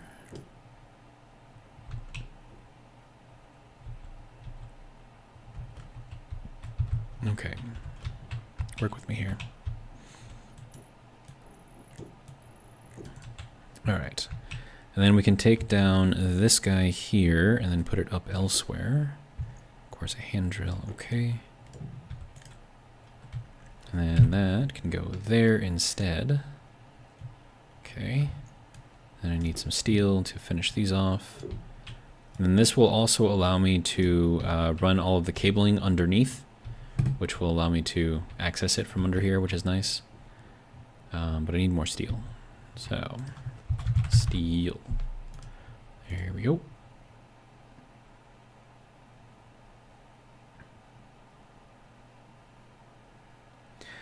Okrad says, I'm retrieving the reagent by a programmed hash of the ingots from printer. It's worth to try. I mean, I'll give it a try. Give anything a try, I guess.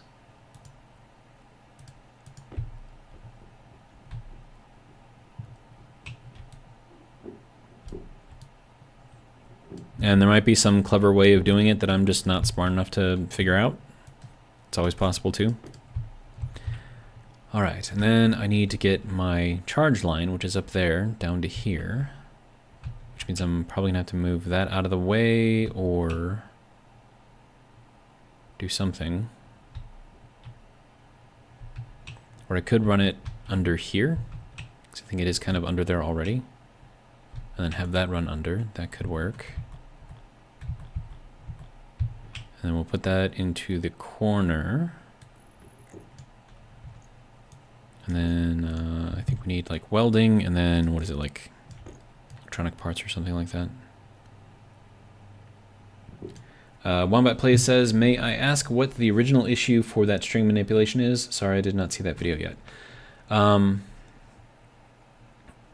Okay, so with the Harveys, if you're looking at Cows Are Evil's codes, for that, he uses the stack. And that's the pushing and pulling, and you have to set everything up at the start, and then the code that he uses references the stack by pushing, pulling, and then advancing the pointer in the stack. That's how it points to the different entries, I guess. And I was trying to see if I could do it something similar, just without using the stack.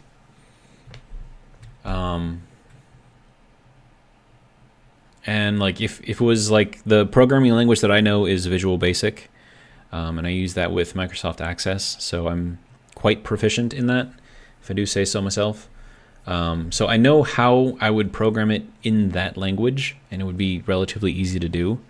But, I mean, before I started playing this game, I had no idea how MIPS even worked. So I'm still, you know, learning. Oh, and that's...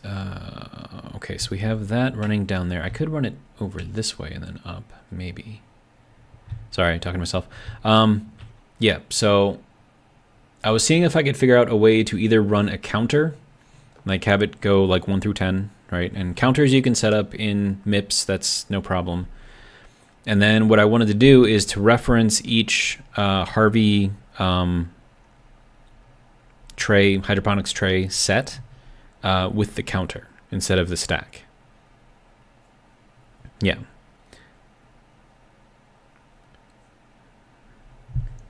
Let's see, Toxin says, but using stack pointers isn't bad for the Harvey thing, and the idea from Cows Are Evil isn't bad. I'm not saying it's bad. I'm just seeing if I could do it in a different way. I'm using his way now because I also can control the digital shoots with that too now. Yeah, I mean, you can modify his coding. I mean, his coding is very streamlined, right? And it works. But I don't like always using other people's code. I like, you know, making my own and seeing if I could make things work, because then it actually helps me understand MIPS better too. And then Okrad says, oh, you want to address a bunch of those at once, but in different groups. Yeah, because what I wanted to do was to set up a dial for each group of 10 Harveys, right? And then have that dial set to, well, I wanted it to be set 1 to 10. And then by changing the dial, I wanted it to show the growth of the plant that's in there. And then, you know, you can see it go through the stages, or I could change that value and look at, what was the other thing in there that the trays monitor? Yeah, hydroponics device. Where is it? Oh, here it is. Yeah, so growth here, health, efficiency, and mature, and seeding too, I suppose. So seeding, I think, is either a 1 or a 0, but I think growth is, yeah, it'll give you different numbers. And so I wanted to see, I think mature is a, yeah, and you have mature, but I don't know if mature and growth. So let's say that, hold on. Toxin says, by the way, you used LBN, but it's LBNS if you want to read from slot 0. Okay. I mean, I didn't really get that far into the coding. I was still trying to worry about how to address the Harveys. But yeah, I will keep that in mind though. So what I wanted to find out is, let's say that a plant has 7 growth stages, right? Let's say a fern, for example, right? So if you plant a fern, it will continue to produce oxygen for its entire life up until the point where it dies. But what I want to do is to hold off harvesting the fern until the very last moment. Like when it reaches its final stage of life, that's when I want to harvest it. But the thing is, like, you can start to harvest it, and I think if let's say that you have 7 stages, right? I think you get mature at like stage, I don't know, 3, 4, something like that. Seeding will be at stage 5, but then it can still stay there for a while, you know, at the seeding stage. And then all that's happening is you're just advancing the age of the fern itself. So then like that would be the growth. So I wanted to check the growth to see, you know, where that would, like how that correlates, right? Because then I could program something a little bit better. So that's what I was hoping to find out. But in order to do that, I need to manipulate the name of the Harveys. So that way I could set it programmatically based on the dial. So like you would then... Toxin says, seeding 1 is max growth. Well, there's also an aspect of age in plants that I've noticed, right? So if you leave a fern at seeding long enough, it will die, right? Toxin says, but you could use health if it takes damage. Okay, so yeah, that would be a way to do it too. But the thing is, like, I wanted the dial, like I wanted to take the data output from the dial, which will be either a 1 through 10, right? And then take that number, stick it to the end of some string, like potato.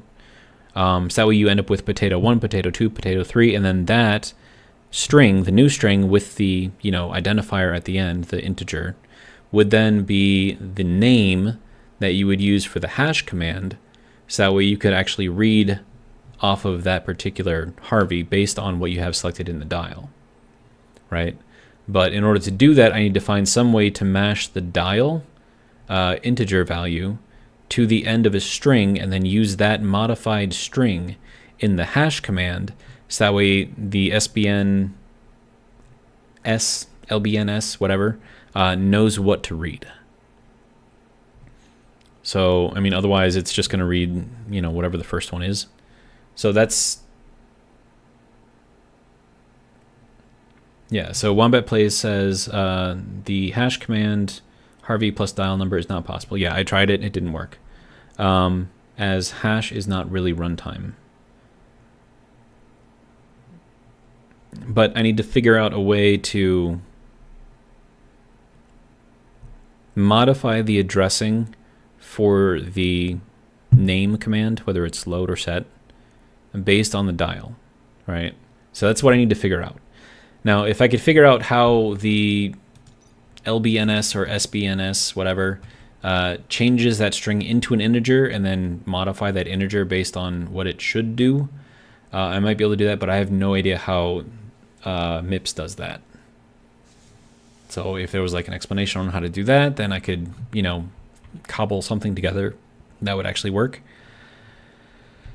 But alas, I was unable to do so. Okay, we're up to 36 silicon. That's good. And 2675 gas still. That's pretty good.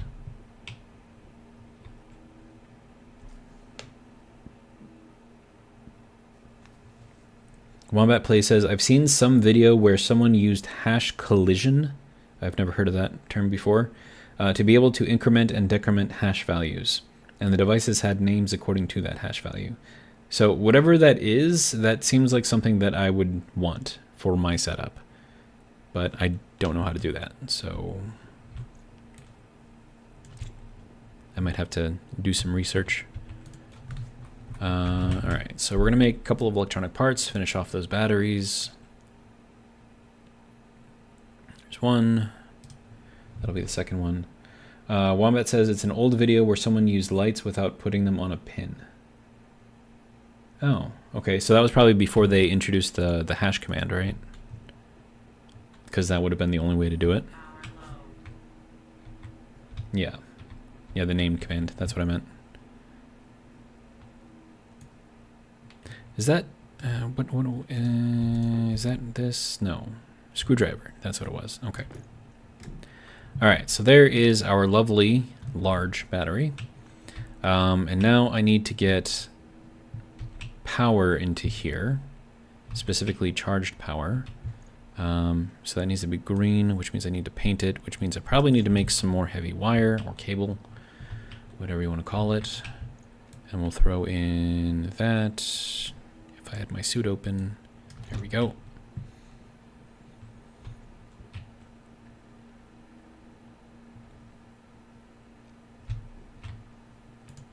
I have hiccups right now.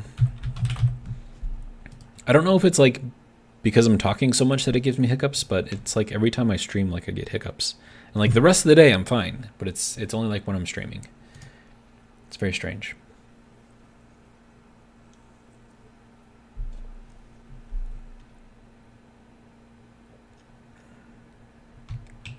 And then I should probably write some code to automate these things so I can set the quantity that I want to print based off of that.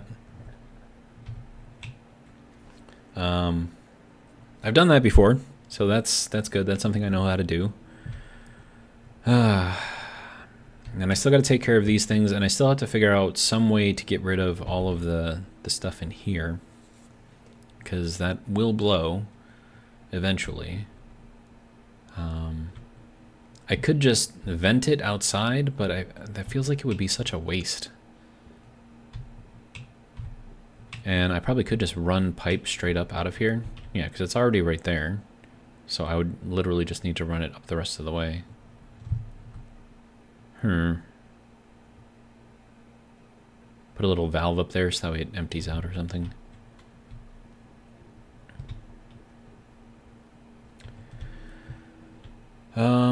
Let's see. Toxin says, but nothing interesting in there. In where? Alright, so that is some more cable coils for us. We have to paint these green, because that is what our charge line is. Okay. Oh, in the tank. Yeah. Wombat Play says, found the video, it was from Joel. Or maybe it's Yoel? Yoel? Yoeli? I don't know, there are so many different ways to pronounce things. Okay.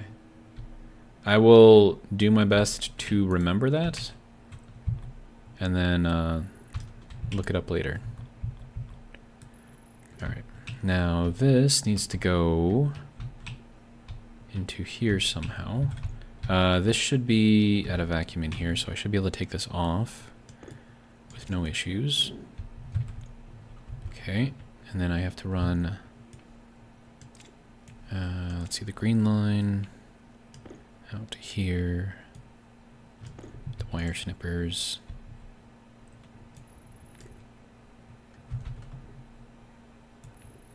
Perfect. Okay, that's good enough for me. Let's throw all this back in there, throw the glass back on there. What are you? Cannot repair wall, or cannot place glass while it is damaged. Well, why are you damaged? You shouldn't be damaged.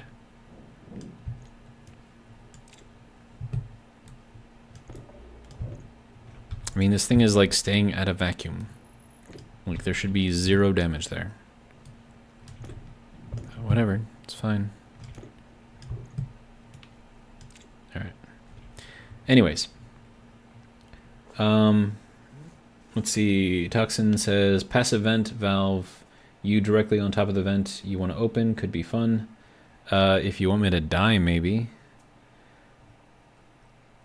Wombat says, if I'm allowed to post a video ID. I mean, I guess give it a shot. The chat here will not play with the video if you watch it in the future. So, and then of course I'm screening everything as I'm reading it too. So, you know, I don't violate any of YouTube's rules because they have a million of them and they don't tell you what they are. So I just try to keep everything as PG as possible in here.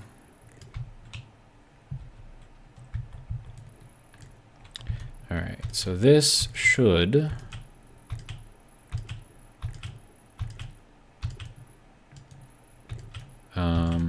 allow us to start charging up the large battery. Da-da-da! Lovely. Alright.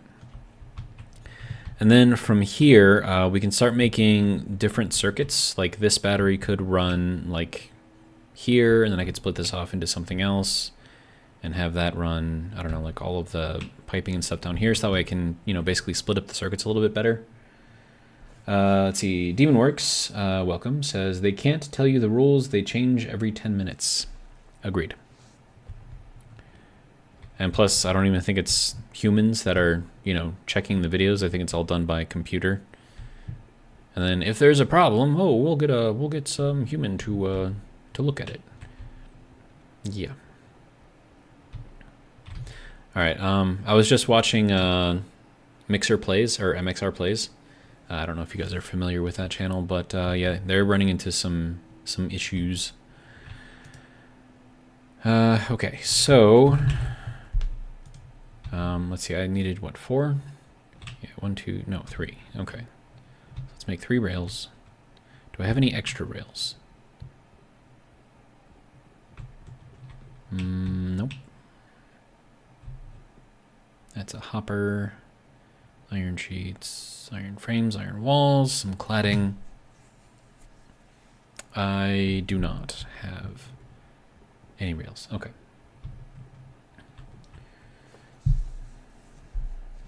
All right, so Wombat, I'm gonna borrow that little link right there, if it will let me. Oh, there we go.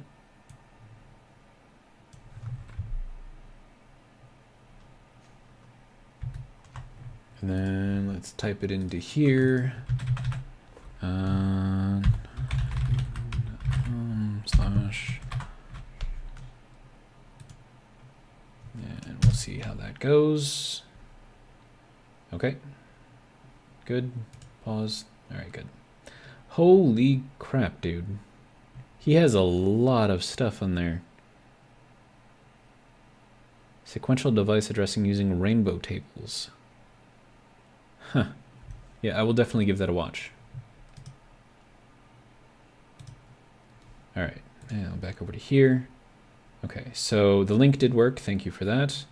Okrad says, okay, the reference ID is just the hex number.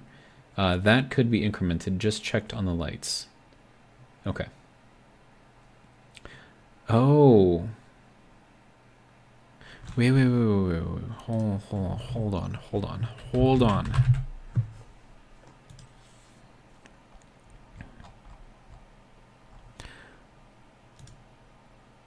Unique reference identifier for this object. Oh.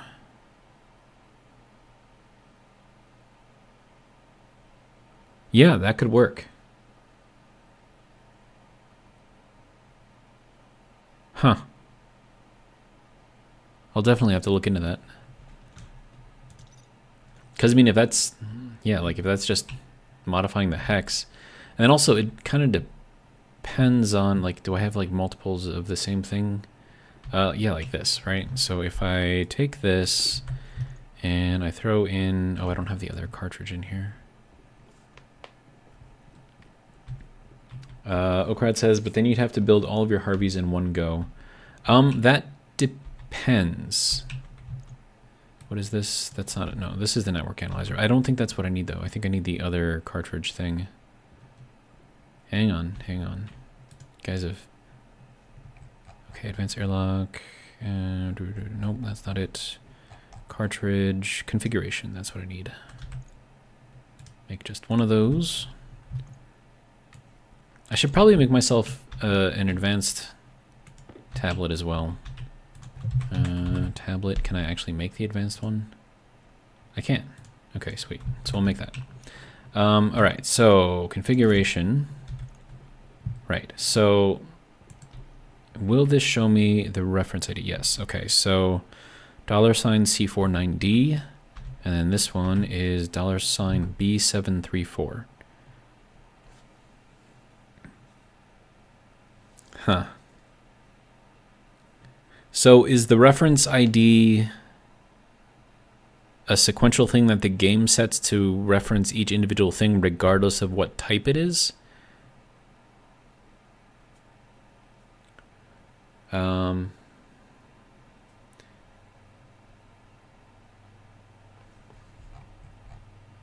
And reference ID 46900, okay. Reference ID 50333, okay. name hash is 325401900. 325401900. Okay. So that's the name hash, and is that because they're called the same thing? So let me test this real quick.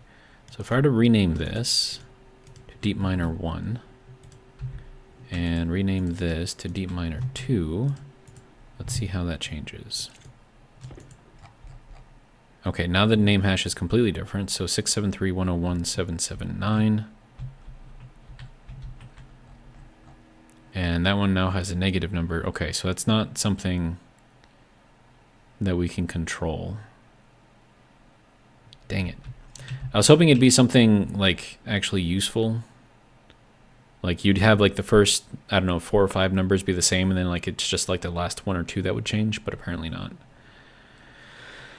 Okay, so even if I were to do this, we'd still be stuck back with the same issue as needing the stack. And then the stack would be more useful because then you could specify the name that you put on there rather than the hash, whereas the hash would be basically what I'm saying is it would be random. So, yeah. Charles, to answer your question, it depends. Sometimes they do, sometimes they don't. Toxin says that's why he said you would need to place them in one go. Yeah. And then Wombat Play says that's in the Joel video, naming them so you can increment or decrement the hash. Gartho says using the hash command makes the name useful. Yes, but if I use the hash command, then I'm back to needing to modify a string, which is kind of what our whole conversation has been about, in the fact that we can't modify a string. All right, and then I need to make 3 of these things, so let's do that real quick. 2, and oh, I made too many. Whoops. Those print out very fast. And we would like to use the elegant one, because we are very elegant here. There we go, and then we need to paint it black, because that is a great song, and we must absolutely every time paint it black. I guess we can put this in here for like, nope, not that. There we go.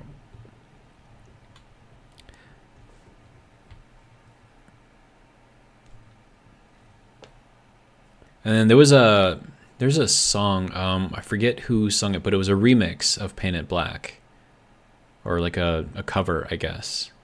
She did a really, really, really, really good job on it. It's like one of my favorite songs.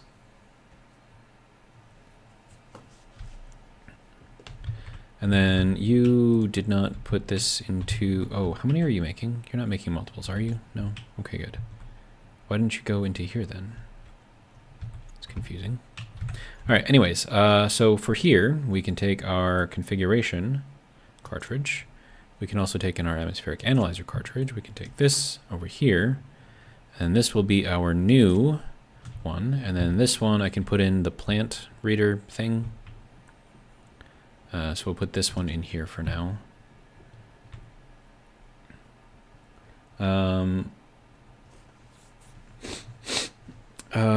Let's see. Gartho says, are you trying to avoid using a define list as well? Yes, I'm trying to make it...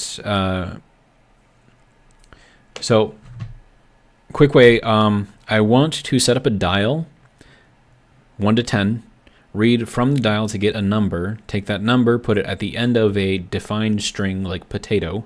So I have potato 1, potato 2, potato 3, 4, 5, 6, 7, 8, 9, 10, right? And then modify that based off of the dial. So then I would need to be able to modify, you know, the string. And then use that string, the modified string, inside the hash commands. That way I can, you know, basically set the dial to address very specific Harveys.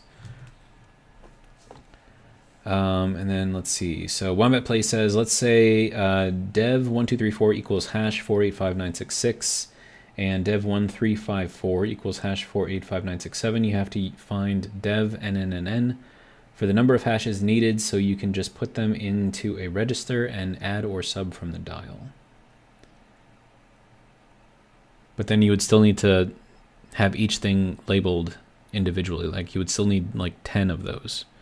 And I'm trying to get it so that way it uses the dial rather than having to repeat yourself 10 times. Let's see. One of the place says, but you never get good readable names. Demonworks says hash tables are very good, making hash tables less so. One of the place says the problem is that Stationeers MIPS doesn't support strings. Hash whatever is preprocessor time, not runtime. And then Demonworks says MIPS just straight up doesn't have string support at all. Agreed. So I was hoping that maybe I could find something somewhere and then figure out how to manipulate the strings or whatever based on, I don't know, some really clever something or other. But I don't know, so far, no luck. All right, so now we must paint it black to make these look very, very nice. And then question, what color should the battery floor be? Let's see. Okrad says you'd also have to name all the Harveys first. Yeah, I'm fine with naming the Harveys. That's fine. I just don't want my code to be like 256 lines long when it only needs to be like 30. Let's see. Gartho says I use something like this ... Could it help ? And then I guess I'll wait for him to finish typing. Demonworks says I see a battery floor and I want to paint it black. Just because that was so clever and it went along with the song, I am going to paint the battery floor black. That was very, very clever, Demonworks. And for that, it is now painted black. That was awesome. All right, let's see. I also agree, welcome, says you could use the dial, but you'd still need predefined hashes. You could, for example, store the hashes on the stack and use the dial to retrieve specific stack values. Yeah, but I'm trying not to use the stack if I can. It's like the whole thing with all of this. Like if I use the stack, I can make it work, right? But I'm seeing if I can make it work without using the stack, which seems to be the thing, so... let's see. Wombat Plays says, if it was real MIPS, I would load the string into an addressable RAM, add an offset to the address, and put the number from the dial in the next RAM location. But this type of RAM is not available in the game. We just have registers, no real RAM. Actually, you can reference memory, like logic memory, if you name it, right? So you can store a value into memory, and basically you're creating your RAM based off of just logic memory. And then so long as you have it labeled, like you could even use, I don't know, like binary or something like that. Like this would be memory location 0001. Next one would be 0010. Next one would be 0011. So you can do that. And actually 1 byte, how much? I think you can store more than 1 byte in memory. I think you can put quite large numbers in there. You'd need 1 byte per string character. Well, if you took if you took your Harveys and your trays and you gave them a number name, then you could store that number inside of a memory and then maybe use that, but I don't know how well that would work. Probably not. I mean, store it into a register and then use that register to do some other function.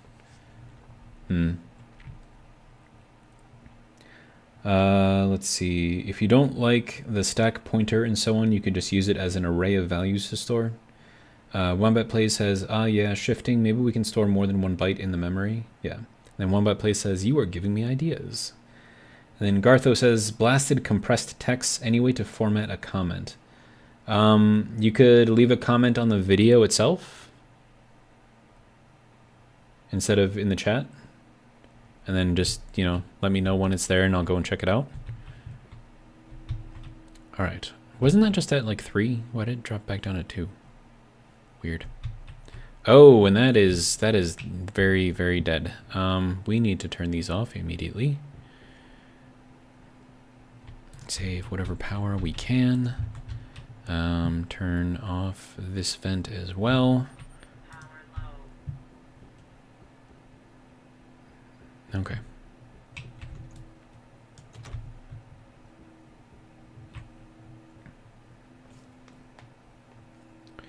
Let's see. I also agree says, yeah, the problem is you can't work with strings after compiling. So your options are to find string combinations that result in sequential hashes or to predefine the hashes. So another thing that you can do with the MIPS coding, and I've done it before, is to set up a counter. And then within the, you know, compiled code or whatever, you can adjust the counter's numbers and then use that counter to modify the values within to do something. So you don't necessarily need string combinations if you can figure out a way to work, or a way to make it work with numbers. So that's another thing that I'm trying to brainstorm. So I don't know, man. All right, but I need to take a quick bio break, so I'm going to hop into here, and then if I could play some Jeopardy music while I was away, I would. I think there's like a thing you could make like a scene or something, but I don't know. Anyways, I'm going to be in here, simply existing, and I should probably eat and drink before I do this because reasons. There we go. All right, so I'll be right back. And don't go anywhere.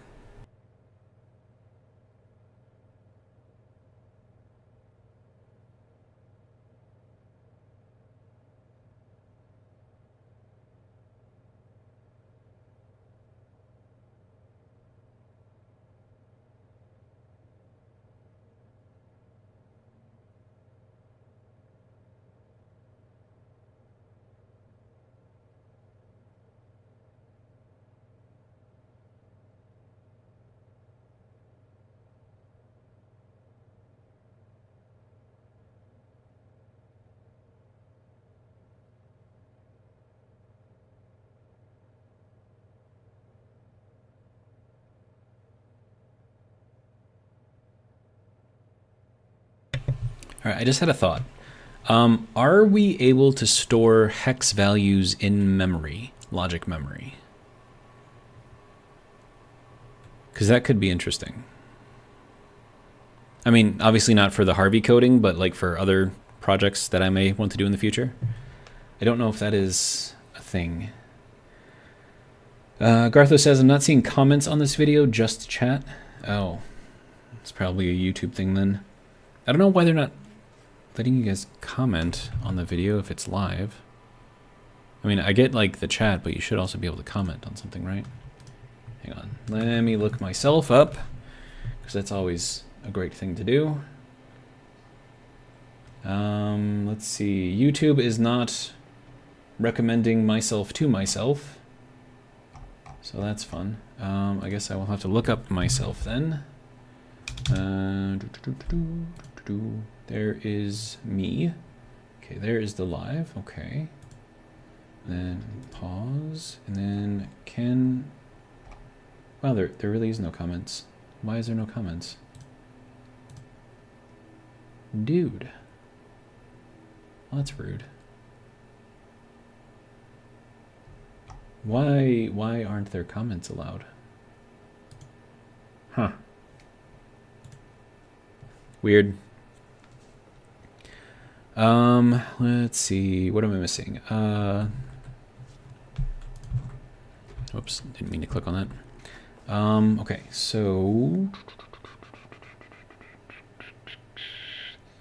I also agree. Says I think he's thinking about a different way to reference them than the name Toxie, but I think it's effectively the same thing. You need sequential numbers, or at least some way to predict what the numbers will be, which is basically the same as controlling a hashed string. Yeah, I mean, I just need string manipulation and then I can make things work. But if it's not in here, then I either need to figure out how to do it with the existing coding, or I guess commands that we have, or I don't know, wait for an update when they do it. Let's see. Wombat plays. Well, hold on. Okrad says, "Yep." Wombat plays says the hash function is well known. I could generate a valid hash number of stored logic memories. Okrad says it converts them to decimal integers. I see. Okay. I also agree, says Wombat. Do you mean you can create a hash of the value stored in memory during runtime? Pretty sure you can't do that. Wombat Play says expanding this to more than 1 byte should be possible. In the end, I get a hash number in a register according to a string in memory bank. Okrad says objects have a reference ID in both decimal and hex on the config tablet string. Okay, so that's useful. Wombat Play says modifying this quote string in memory bank unquote is possible. So adding the dial number, and if the LBN accepts register value instead of hash string, we are done.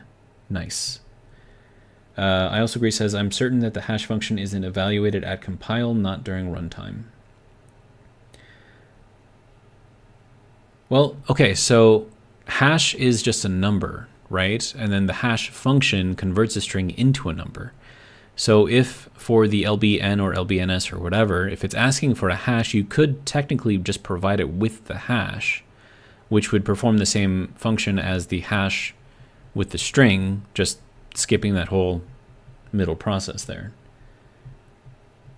So that would work. Let's see. I also agree, says I'm fairly certain that the hash function is evaluated at compile, not during runtime. I think I read that already. Wombat Plays says the hash algorithm is possible in MIPS, has been done by someone already. Gartho says throw the following in Notepad++ and replace the semicolon with /r/n. Gartho, there are YouTube bots that monitor chat and prevent certain comments from coming through.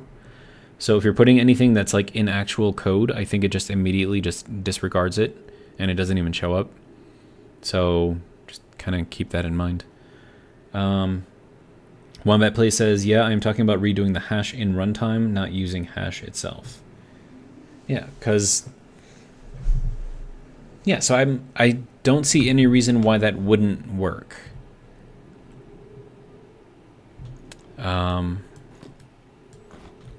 Because just like you can substitute any part of a command with a register, you should be able to do the same thing with the hash. Well, with the hash part of the LBNS or SPNS or SPN, LBN, whatever. So I think that should work. So if you can manipulate the hex code, store it somewhere, like in logic memory or something, and then use that in the LBN, SBN, whatever code, I think that would work.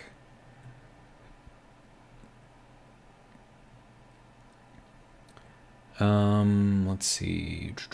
Gartho says, nice to know. Yeah, that's YouTube, man. We're just participants. We have no control. Wombat Play says, all of this formed in my head when typing. You are giving me ideas. Yeah, that's usually how it works for me too. Use move to put it in an alias. Yeah. I mean, you'd have to alias the register first and then move a value into it, or move. Yeah, but. And then, let's see. If you're using the move command, that requires a register and then the number or whatever, right? So could you use the move command to set a register to another register? Or there's probably a copy command for that if you wanted to do that. And then you could retrieve something off of logic memory, throw it into your code, into a register, and then have that move that particular one into a register that you need to compute off of. And then that first register that you use to grab the value, you could then reuse multiple times to put it into different registers. I also agree, says Wombat, yes, if you can recreate the hash function and you have some base starting value that represents the start of the name, you could concatenate the dial value and use it to your custom hash. Move will copy. Okay, yeah, so that'll work. I have not used the concatenate function in MIPS. I'm assuming that it works somewhat well. And we are all the way charged with everything, so that's excellent. All right. So what I'm thinking I want to do now is to run this line right here off of this battery set right here instead of having it run off of here. So then I could get rid of this completely. Yeah, because as soon as I turn that off, that's going to turn off all the power in here. And then if I switch that over to a battery, that should work. I don't know if that's going to blow this thing up. Hopefully not. I'm going to need more cable anyways, so let's go and make some more cable. Okay, so cable. Gartho says Gen is still running. The generator? That generator?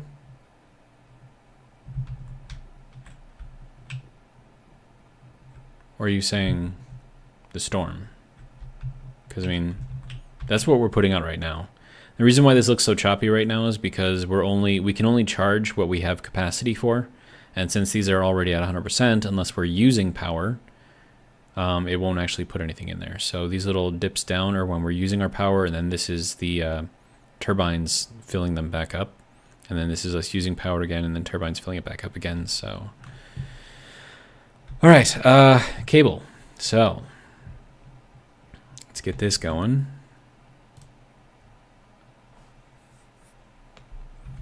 And also, how are we doing with this guy? Are we done? Yes, we are. Okay, good. So that can turn off. We'll use that until it's all the way used. And then we'll get a Mark II canister in there. Then let's reset that real quick. All right. And now we just need to collect everything that's in there, which is going to be a lot. And then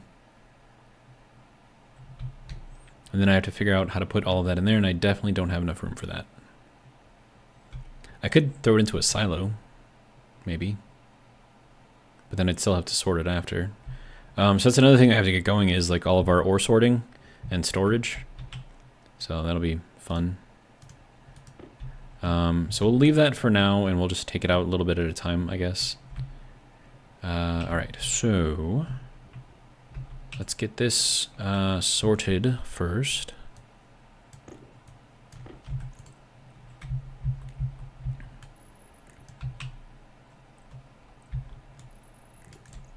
All right, so if we do that, okay, so if I turn this off, is that going to kill everything?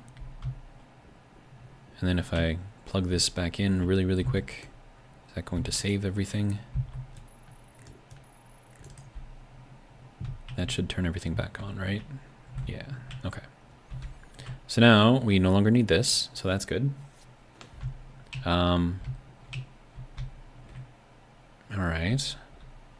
But I'm thinking we're gonna want multiple circuits in here, because like some of the stuff that we're using uses up a lot of power, and I'd much rather have heavy cable in here and then feeding off into like different things. And then like all of this can then just go and power this, but I'm gonna need something else over here because those use quite a lot of power.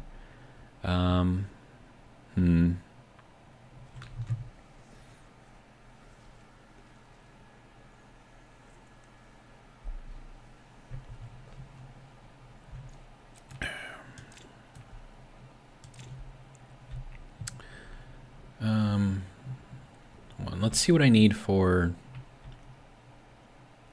Okay, so if I take this out. Okay, so that's our cobalt and our silicon. All right, so we have a full stack of silicon here.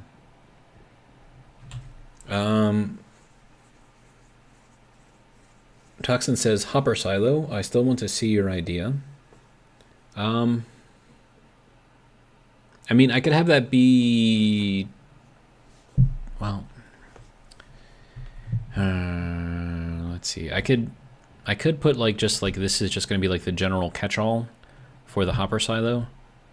But I don't know if it likes having the cable right there. I mean, I would have to put it somewhere, but then the hopper is going to take up a certain amount of space. Like the hopper silo is usually better if you're not on bedrock, because you need to get like underneath it. Okay, so OneBitPlay says, okay, the hash is indeed only CRC32, just verified this. Now let's build the CRC32 for a number, which represents the ASCII number for a character given in a register.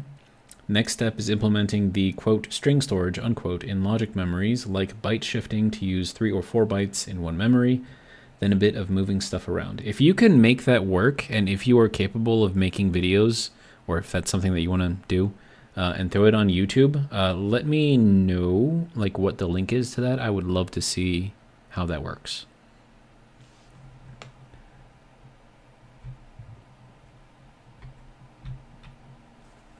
Because I mean, like if we have like RAM, I mean, I think that would, I mean, it operates basically the same as the stack, but you know, different. Because I think, well, no, because the stack you have to preset, right? But with RAM, you can set it inside the code itself. WombatPlay says, I'll notify you. Are you on Stationeers Discord? Not that I'm aware of. There is a Discord for my channel. A guy named Carl, who Mountain Man 1987, who hasn't, like, he's doing his own like Twitch stuff now, so I don't think he's actually managing it anymore. But if you go on Discord and you look up 01 of 1, you should find it, I think. And then if not, I could provide the link to it. I actually don't really use Discord that much, but if you tell me that it's there, I'll go and check it. Let me see. Let's load up Discord.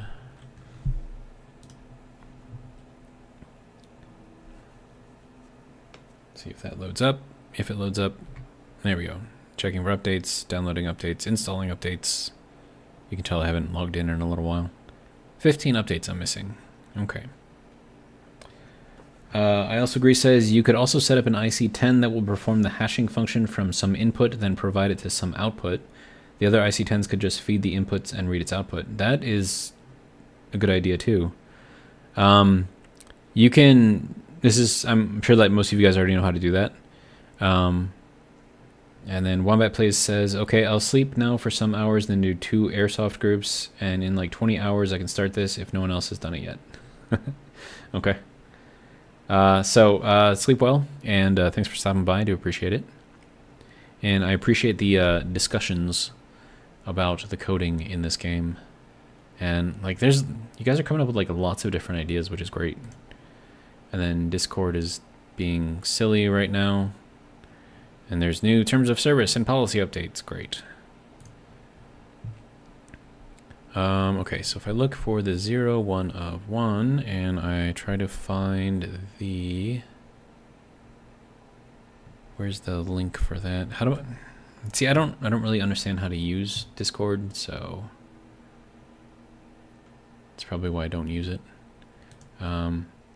Server, create channel, create event, notification settings, edit server profile, leave server, app directory, notification. Dude, I don't even know where to get the link for this thing. Hide media channels, create channel, create event, leave the server. That's not helping me out at all.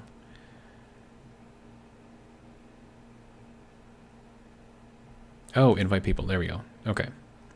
Search for friends or hidden, use the copy button. Okay.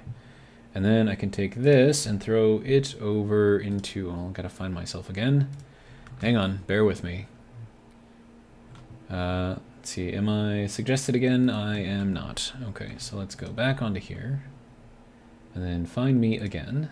Suggested again. Whoops. Okay, there we go. And then chat, and then pasty, and then there you go. So that is the link to the 01 of 1 Discord. And again, I don't run this.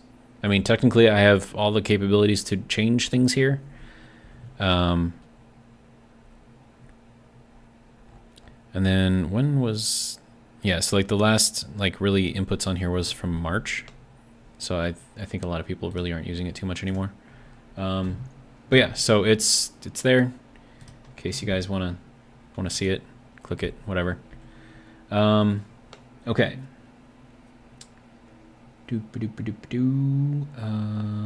Let's see.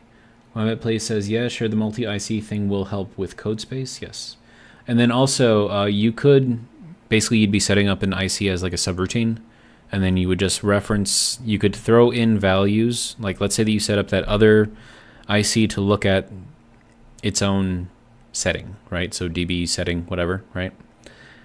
You could then change that programmatically from outside of that, and then if it recognizes the change within that IC10's coding, then it could perform some sort of, I don't know, something, and then change its setting back, and then, you know, you could have that read the setting again, and then, I don't know, that's, I don't know, I'm just throwing stuff out there. Let's see. Wombat play, wait, hold on.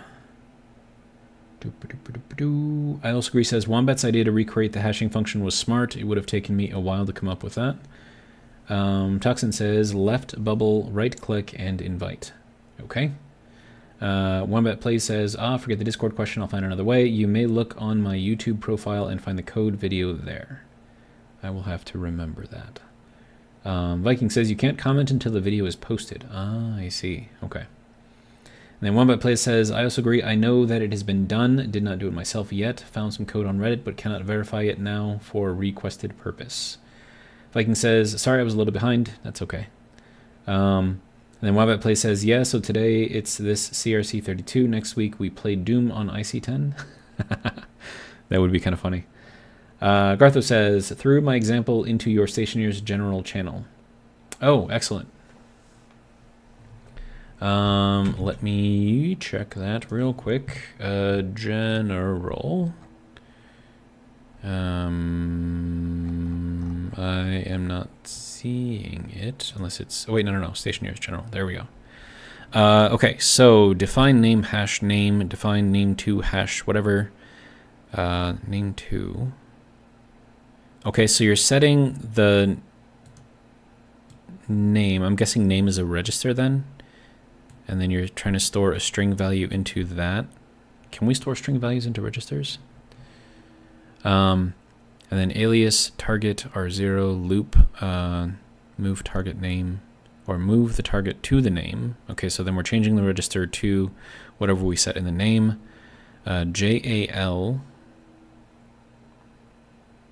jump something, something, something. To example, and then move target name to JAL back to example, and then jump back to loop. And then the example is the do stuff, and then JRA. Okay. Yeah, I was looking at a little bit, the JAL and the JRA. Yeah, so that is definitely something to look into.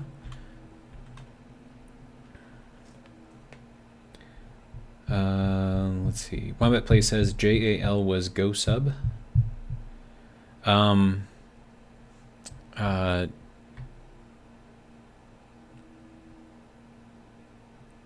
I would have to look it up. Hold on. Let's throw this out here. Open this up. Edit. Edit. And then JAL. Jump execution to line A, and then store the next line number in RA. So it allows you to jump out of your main line of code into a subroutine, and then it'll store the next line number in RA, so then you just jump back to RA, and it'll bring you back to the very next line of code that you jumped out of. So it's like subroutines, right? Except you don't have to actually label like each point that you're trying to jump back and forth to. So it's not like a branch or like a jump. I mean, it is a jump, but it's not exactly the same. Okay, so sir. There we go. You can go back in there. All right, and then I need this. Oh, why did I just do that?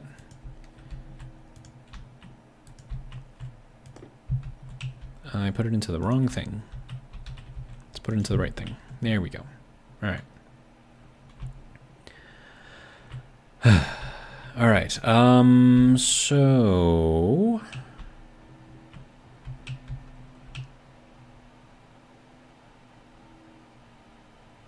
Now, this is just reading the power on these two batteries now.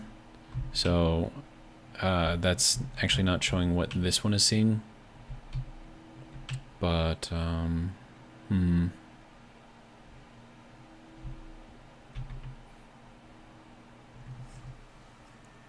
You know, it would be kind of cool if we had something like a coiled cable, right? Where you have like 4 cables that are just twisted, or just call it twisted cable or something like that.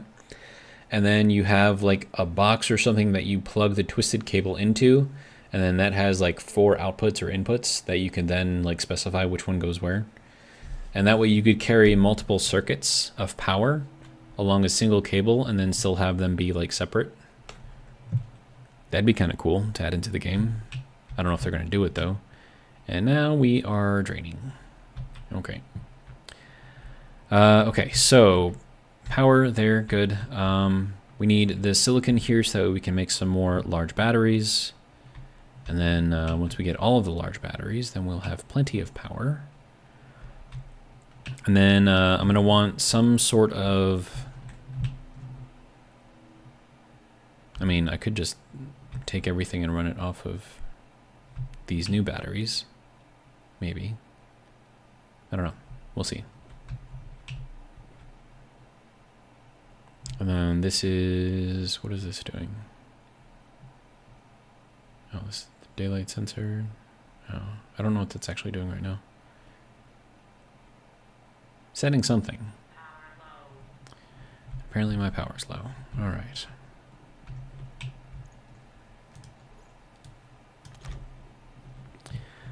Are you done yet? You're not done yet. All right.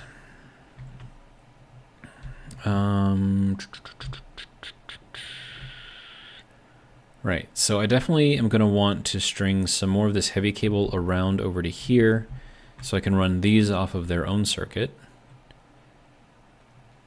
And then maybe put some coding in here to only run it when we're above a certain percentage on a battery or something like that. I don't know. Figure something out. And then we have more silicon.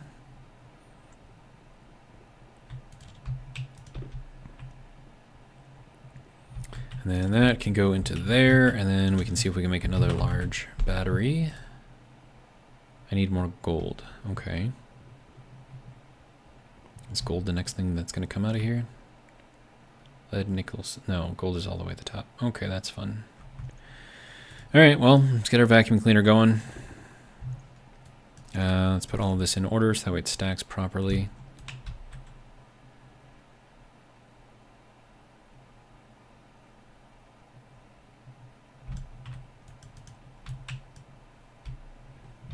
Okay. And we have a lot of coal here that I can't really do anything with yet. I should probably make another... Well, actually, no. Do we do the hopper idea? We could do the hopper idea. I would need a stacker, though. Well, no, I probably wouldn't.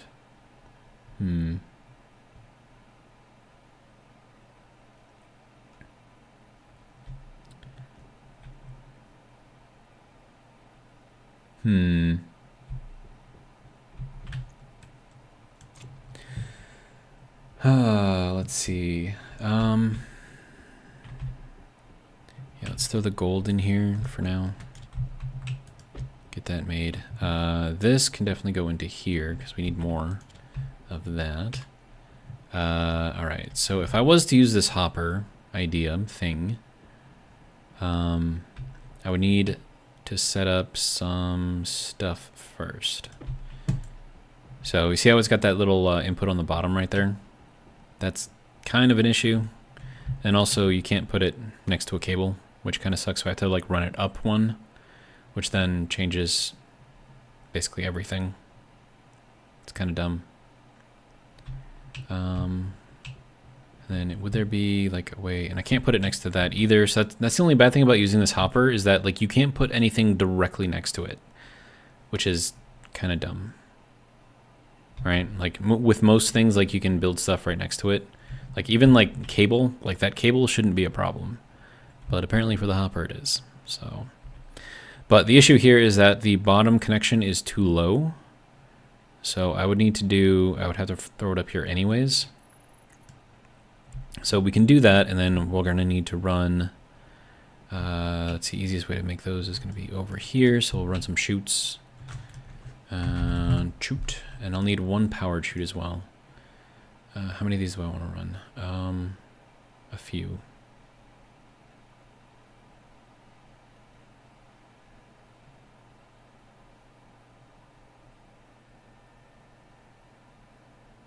How many is that? 7? Sure. And then powered chute. Just need one of those. And I'll take that, thank you. All right, now this thing needs to go under here, if it will let me.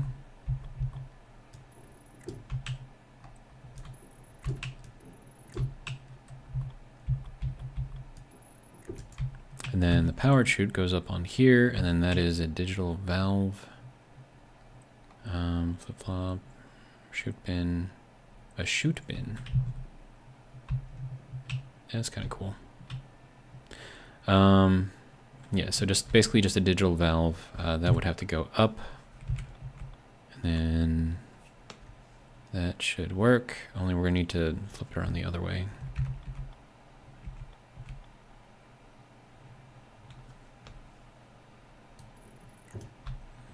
And then, oh, I don't know if I can get the battery or the wire in there.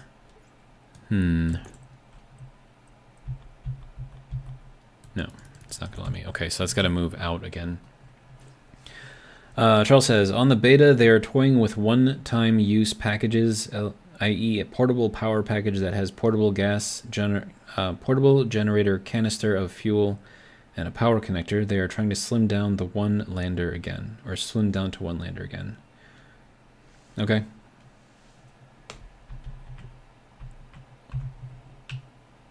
All right, so I need to get power out of here, which means I need to push this out another one, which is kind of dumb, but you know, whatever. Wrench, okay. And then we're gonna need to change this as well. And then get another one of these to go up. There we go. And then that can go out to here again, and then I can actually string a cable to it. All right.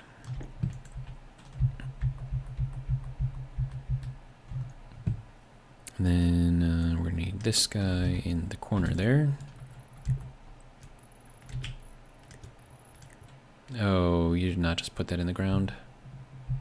I really hope not. All right, and then this can go over to here, down. That can go there. This needs to be set to 1. There we go. All right, now we need to complete making this thing. So what do you need? Iron sheets, okay.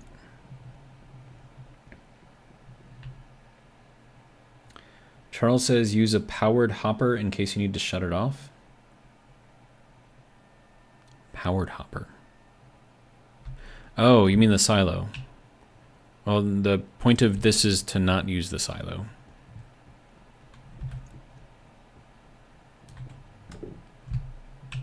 All right, so that is now there. We can put that back over there. And then, so we're gonna need a lot more chutes to run this up and in. See, like this is why it would be better, because like you want your floor to be up at that level. So that way you're looking into the hopper, right? But since we're on, you know, basically as low as we can go, we can't really build under this anymore. Because even if I wanted to like dig under here, I can't. We're on bedrock. But then from here you'd build like some, I don't know, walls or something, like little clear walls, and then as this fills up with stuff, you can actually see the ore in there as a visual indicator rather than using just the little display thing on the STB silo.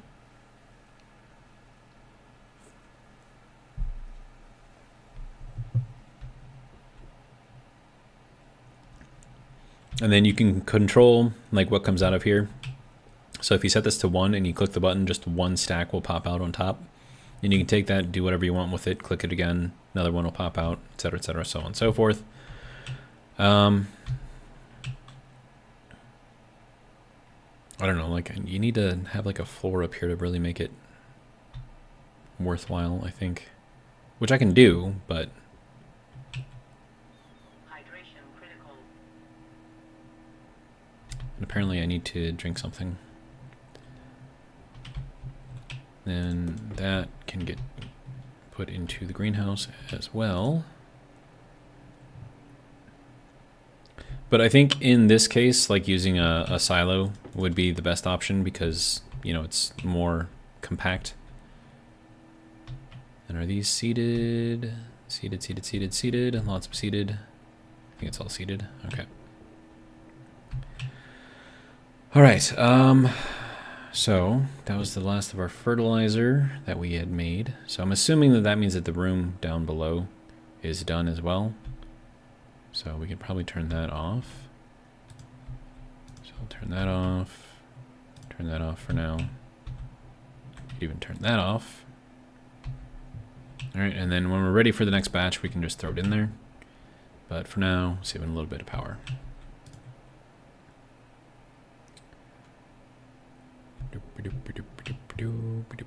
Okay, let's see. Nope, that stays.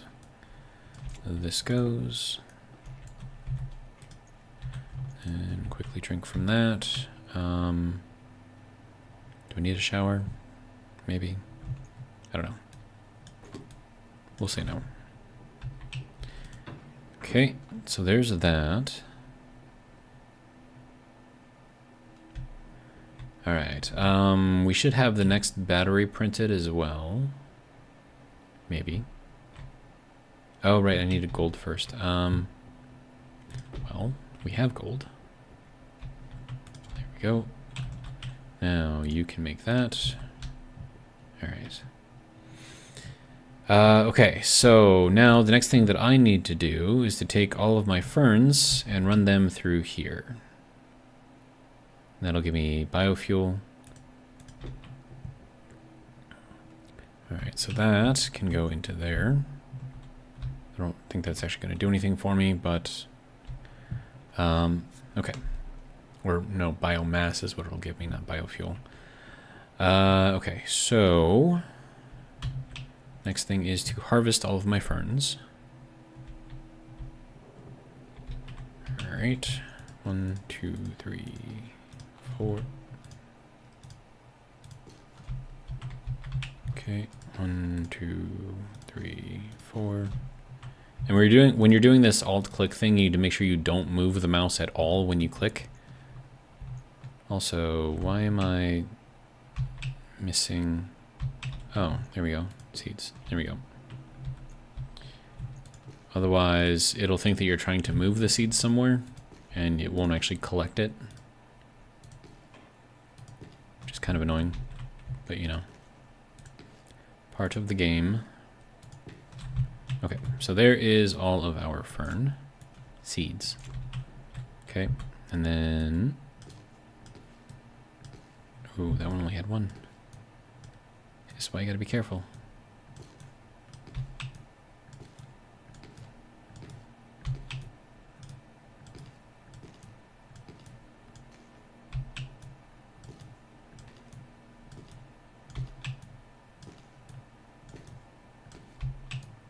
That one only had one too. That one only had one.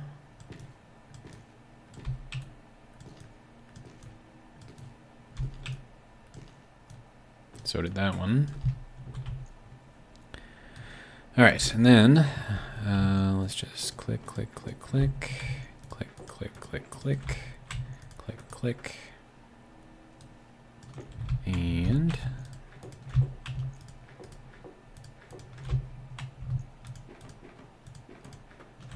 there we go. Okay, so that is good there. We do have our tomato seeds. So we'll most definitely grab those and put them back in here to replenish our supply. Ferns can go there. I'm going to take these and harvest them. See, this is why I like tomatoes, because they don't actually go away. They just revert a stage, or revert back a stage, which is super useful in my opinion. Wombat says, don't forget the fertilizer. If only I could add it to a plant that's already been planted. And I don't need it for the ferns, so...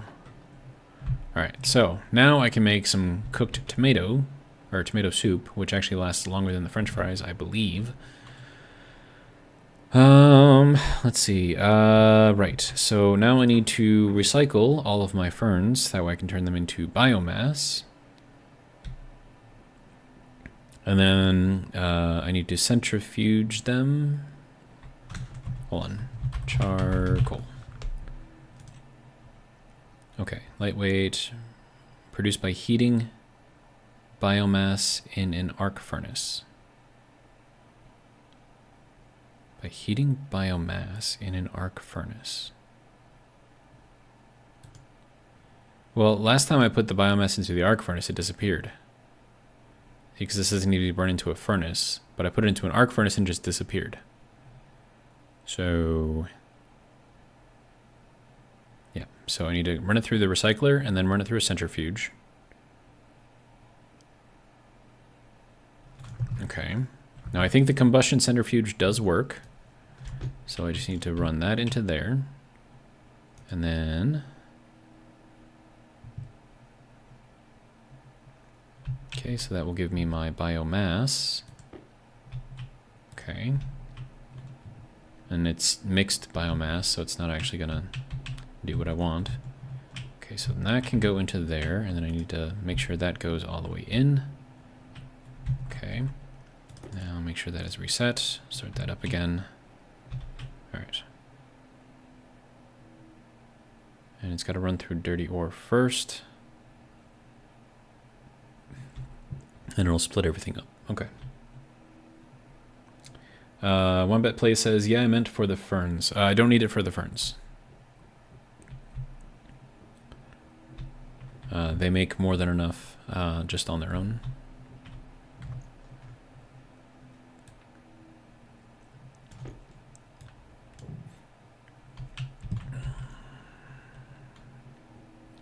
Alright, so I would like to run this stuff off of its own transformer, which means I need to run a ridiculous number of heavy cables through here, and I need to move that down. But that's fine. I'm going to say like at least 50 heavy cables just to run that. But then I can put all of this stuff and that vent in here on its own circuit, which will be good. And then the only problem is that's still going to be running off of these, which is connected to these two batteries right here. So I'd like to have that run off of a large battery, but then I'd need to basically redo my entire circuit thing here. So that's fun. Also, parts. 2 of them, if you don't mind.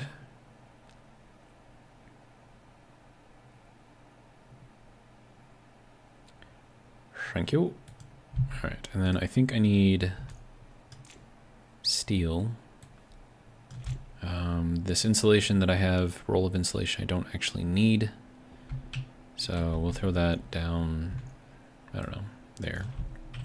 Then also, iron frame, I don't need that either. So that can go there, good.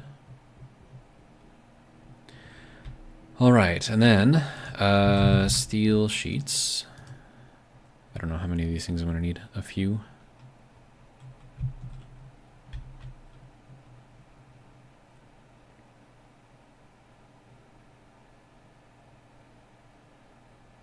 How many is that? 5. That'll be good, right? Alright. And then... see, you can go onto here. And then we need to do one of these things. That uses up 4. Okay, good to know. Then a screwdriver. There we go. Turn that on. Good to go. And then... Oh, this is going to be fun. I have to run this under here because I've got the pipe right here. So that's cool. I mean, it doesn't actually matter because that's not going to, you know, hit my head or anything. It is just a little annoying that it's hanging there, though. Okay, so that will now charge from there. Now, ideally...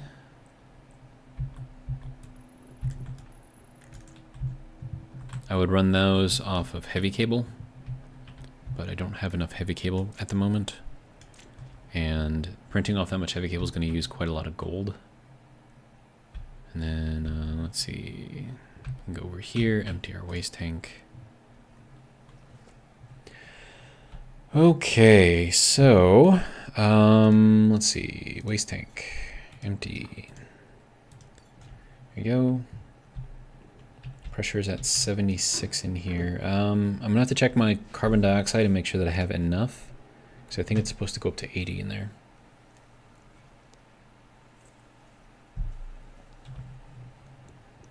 All right, CO2. How you doing, sir? 1.59 megapascals. Okay, I mean that's fine. And what do we have in here? 3.96 megapascals. Okay, no, let's close that and we'll open this up. Oh, probably. Whoa, whoa, whoa, whoa! What happened here? What? Why are things blowing up?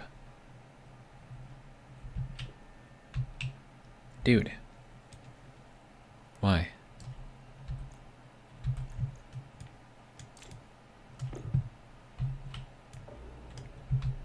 There's no reason why that should have blown up. Like, at all. I don't know, dude. There are some glitches and bugs in this game. I don't know why. They just are. It's fine. Alright. So, let's throw another 4-piece down, see if this one will explode. Two-tone.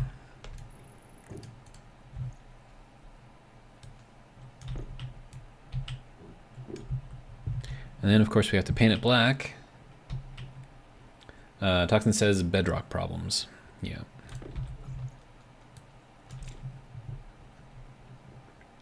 Paint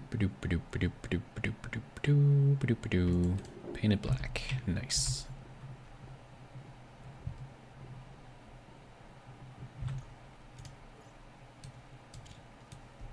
Good to go. All right.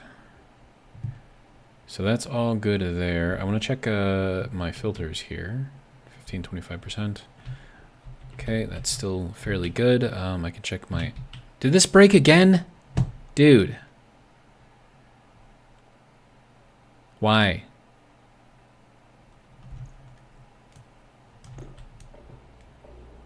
Fine. You won't get a floor piece. You know what? You won't get one either. I'm going to take you off. Because you're probably just going to break. And I don't feel like wasting more materials on you. So you will just remain bare. Rude. Okay. I don't know why, dude. Okay, so do I need more water at this point? Current water is 16.8 liters. Okay, so yeah, we should probably make some more. We're at 1.01 megapascals. That should all be fine. What are we up at here? 7.5. Okay, yeah, we should be fine. Oh, right, and I have to turn that on too. And then you also need to be on so I don't blow anything up. Okay. Now that is going to start shoving the steam into here. I don't know why there's nitrogen in there. Apparently there's nitrogen in there right now. Oh, right. I put the nitrogen in there to help the water all liquefy, condense. All right. That pump is off. Good. All right. And then how are we on fuel? 762 and dropping. Okay.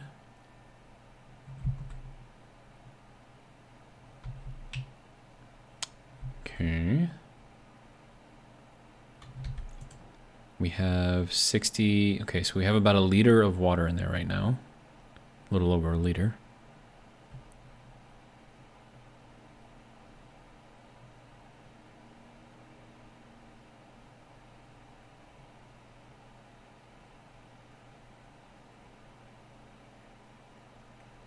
Okay, now we're at about 2 liters.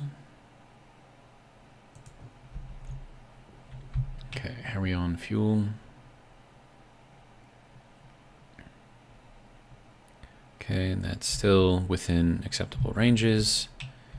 All right, that is filling up as well. Also increasing in temperature. That's kind of interesting. So if I need anything really hot, I can just tap off the heat stored in there. Let's see, we're at 541. We'll stop when we get to like 500 kilopascals, I guess. And we'll just kind of run through the rest of that and then see what we get. Good enough for me. All right. Now that will slowly drop back down. And then we get to see how much. Oh, this isn't on, is it? No. Okay, good. It'd be bad if that was on. All right, so now this is just kind of like a multi-stage process. So we take the fuel and then we combust it, and then all of that combusted fuel goes and gets stored into here. And then that also goes into our little filter right here, which then filters out the steam. So then the steam will go around here and into this blue line. Everything else that isn't steam will go into here, getting pumped out and going into there. And then I'm not sure what that's going to right now, but I'm sure that's going to something.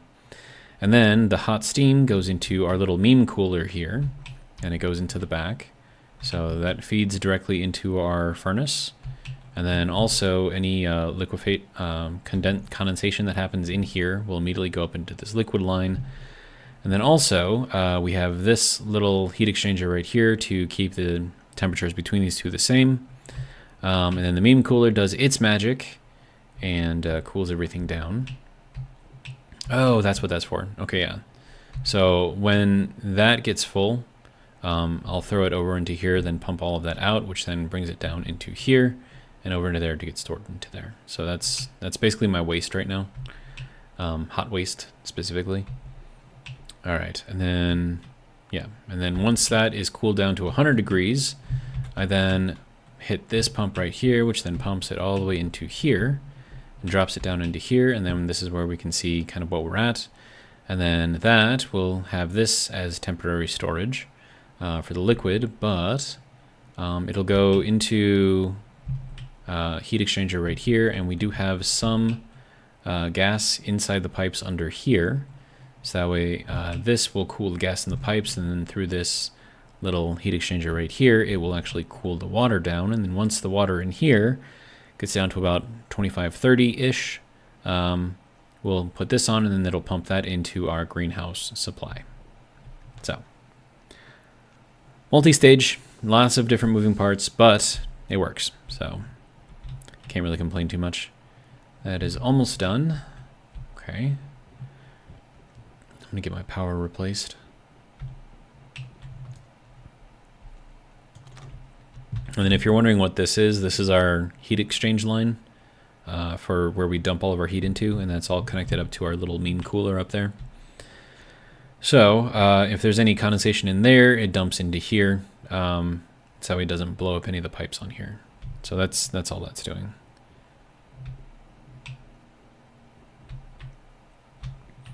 All right, how we doing? Still draining. All right. And then what do we have in here? 343 moles, so that should be 7 liters, something like that.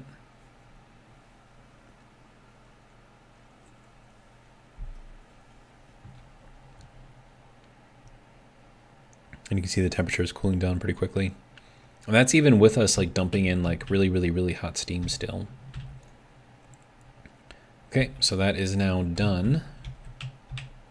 And then we just have to make sure that this, which I can't see, is empty. And that's not going to tell me what that is either. Okay, that's fine. But if that is empty, we can assume that that is now empty, and then that can turn off, and then that can turn off. And now all of our hot mixed gases are up in here. And then all of our steam is in here. So we have 78 moles of steam just in this pipe, plus the 346 into there. And then once we start condensing, that'll go into there. And then we just have to wait for that to get down to about 100 degrees. And then once we get down to about 100 degrees, then we can go into here and start cooling it down through here. But yeah, fun times. So, let's see, what else? That is not charging. Because why?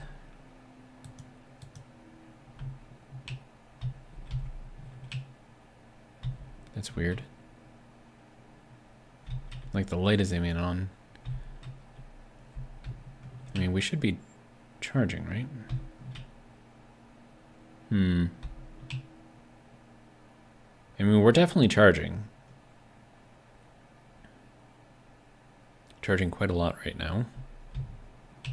Oh, there we go. Now it's putting charge into that. Okay. I was like, what's wrong with this thing?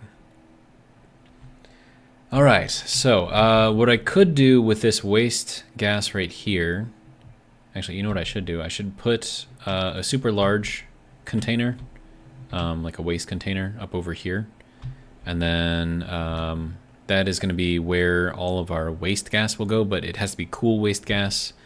So all of this gas in here would have to go through a Stirling engine or something to cool down, and then it could be deposited into our waste gas.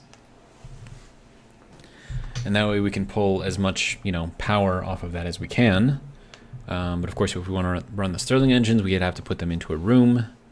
That's like a whole other thing. All right, what else can we do? Well, first off, let's put some of this away. So we have flat walls, geometric walls, we have some steel sheets. I have hiccups again for some reason. Kind of annoying. All right, how are we doing over here? Are you like done? Yeah. Okay, so that's all of our biomass now. So now I need to figure out how to get all of this stuff out of here. I think I'm probably not going to use this. Just because it's not set up correctly. Like the orientation of our base here is not set up to make most use of this. Like if our base was up above ground and I could actually dig down under it, like that'd be something different, but we don't exactly have that. So I'm just gonna take this thing apart and then we'll save it for some other time, I think. I mean, maybe if I do like a base expansion and I'm building above ground next time, we can put it in there then. But for now, it's just kind of wasting space. All right, and then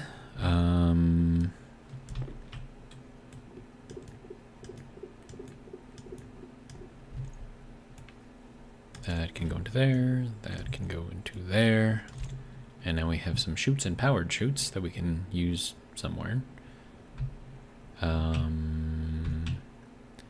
some railing, I don't know. Whatever, we'll just put it there. That'll be fine. Okay. Let's see, and then let's see, we'll put like all of our gas stuff. Put liquid stuff over there. So like portable gas tanks can go over there. Pipe heaters can go over here. Phase change devices, I think I'm gonna put those over here. Stirling engine, I've already got one made, so that's good. Centrifuge.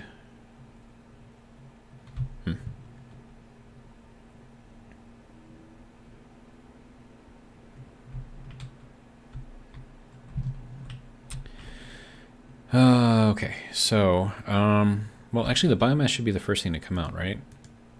Yeah, okay. So there's our biomass. Now, once I have the biomass, I have to put it, and I've put it through recycler, I've put it through the centrifuge. Now I can burn it in a furnace into charcoal for use in the generator for solid fuel. Okay, so I have to put it into a furnace, this furnace specifically. And we'll see if it destroys it. Hopefully not. Hey, we got charcoal. Because last time I put it into the arc furnace and it actually destroyed it. Like, I got no charcoal out of it. Alright, so now that we have the charcoal, we can throw that into our water purifier and get at least 1 liter of water back into our system. So, there you go. And then,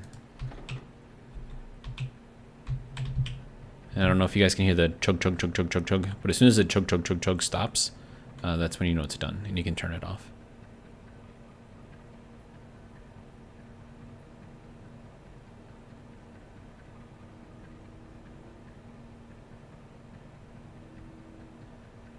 And chug, chug, chug, chug stopped, so that is now done. And there we go. Easy peasy, right? Alright, so there is that. And that can go there, take a drink of water. Alright. And then we'll go back into here, see what else we can do. Alright. Okay, how is our power? I mean, we're definitely charging. It's dumping in a lot of power right now, so that's good. I could probably put in, like, I wanted to put in like an elevator shaft so I can go like up and down like through here. But I would have to move this entire thing. Oh, and then fire extinguisher. That can go over there because that's super useful. Not. Okay, so I suppose if we're going to make a sorting system, we should probably start making the silos. And we're going to need, what, 10 of them?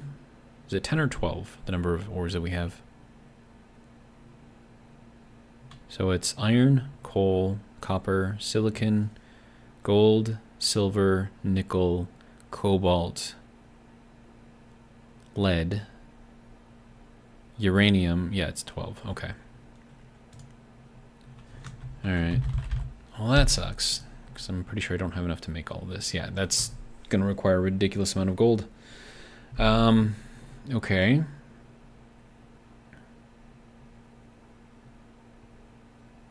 I don't have enough gold, man.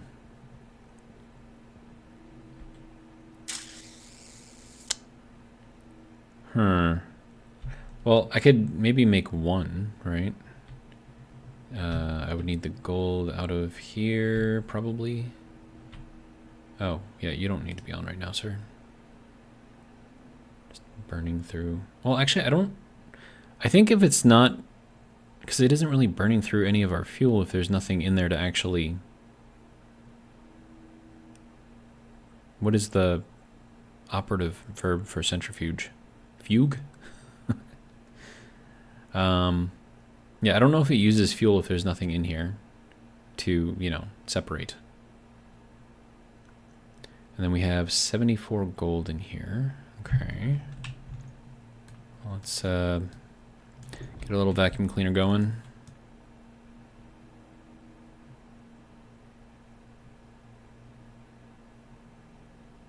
Yeah, I'm pretty much maxed out, so it's just going to be a mess of ores. Uranium, there's our gold. We're going to have a ton of iron in there. Alright, well, let's start with the gold. Make a bunch. Oh, actually, you know what? It'd be faster to do it like this. Other gold. There we go. I know it's going to cool that down a little bit, but I'm not really that worried about it. There we go. And then that can go into here, and we can start making our first silo. Alright, and then uranium, which I have 0 use for. Can go in there, I guess. Silicon, which could be potentially useful. I'll just throw that into here. Sir, I said into there. What? Why? Where did you go this time? I lost it. It has disappeared. I don't know what. Whatever, it's fine. Okay, copper. You could probably throw that in there. Maybe do like 100 or something. Nice. Okay, and then we have like all of this coal. Like a ridiculous amount of coal.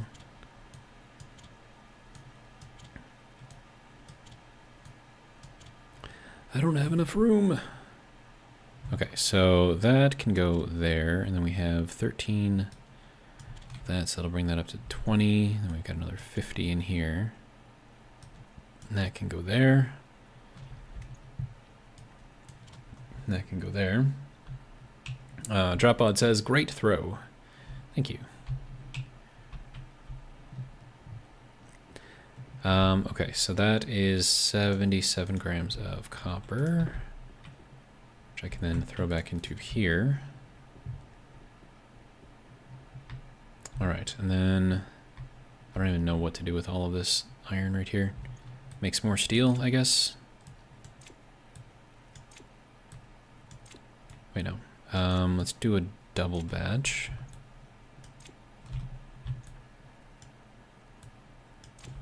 Nope, that's not a full. Okay. That's got 14, that's interesting. 5 over here. Okay, and then we need coal. We have 35 there. More iron here. And then 15 here. These are all maxed out, right? Yep, okay. Hold on to that one. All right, what is our current temperature inside of here? 762. Okay, let's raise it up a little bit. And then in here, we're at 3.34 megapascals, so we'll drop that down a little bit. I still have to empty this thing out, otherwise it'll explode.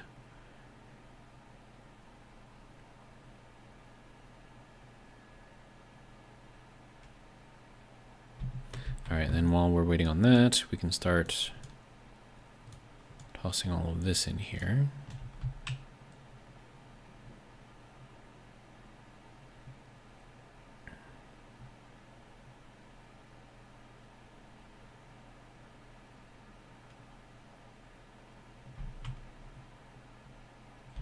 Okay, and that's working on the last one there.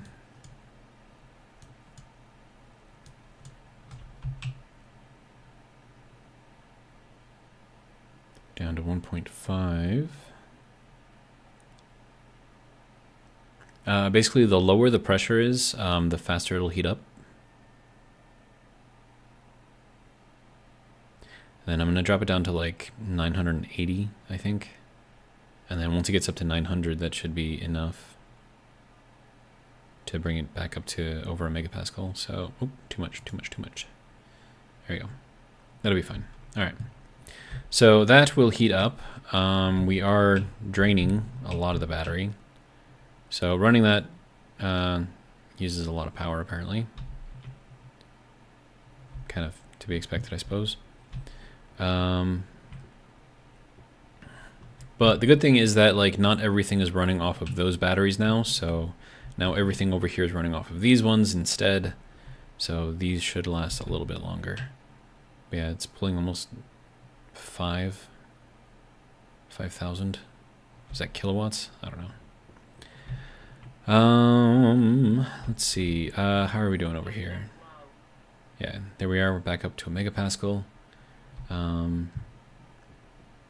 It's at 825, right? So we're almost up to 900.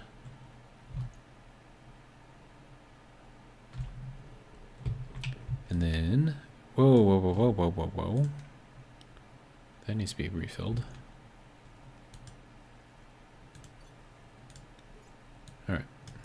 We'll just do that for now. It'll be fine. Okay. So, let's see what time is it. We've been streaming for 3.5 hours, dude.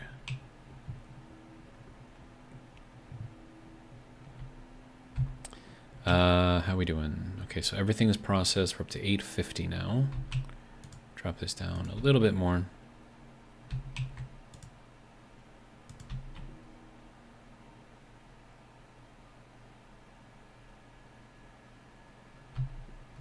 Of course, this is using up a lot of power. Yeah, that battery is now completely dead.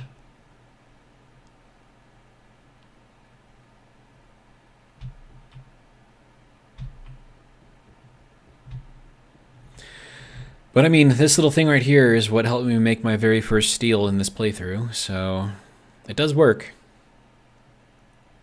Wombat Play says, project idea, smelt the ores instead of storing in silos, put the ingots into an auto lathe with stacker on output, hash display dial to select ingot type and IC10 using the new stack features.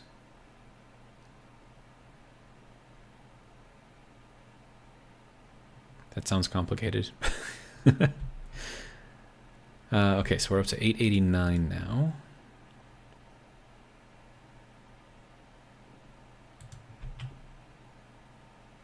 Ooh, that dropped the pressure down a lot. Whoops. I was not expecting it to drop that much that quickly. Okay, but there's our 900. Only bad thing is we don't have the pressure now, so that's fun. Pressure will build though, so it's fine.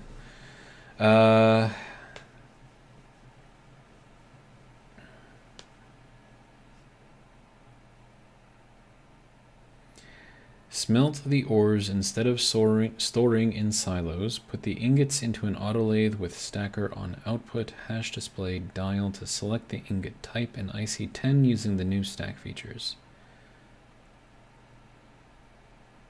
98, 99, and 1,000. There we go. There's our steel. All right, and now we can turn that off. And then grab our steel out of here. Okay, who needs steel? Do you need steel? What's in here? Oh, silo. Nice. Let's see, you have 352 grams of steel. You have 272 grams of steel, and then you have 363. Can we split this into like 100?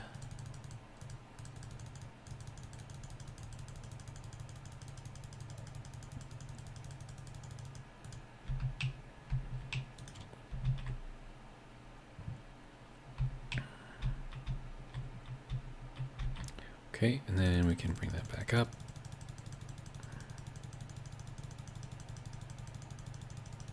All right, good to go. Okay, so you can get 1 stack of steel, and then you have the 200, right?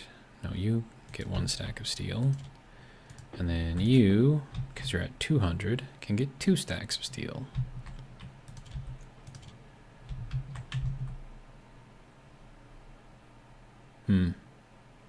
Okay, so now that's at 472, 452, and 463. So they're all roughly about the same now, so that's good.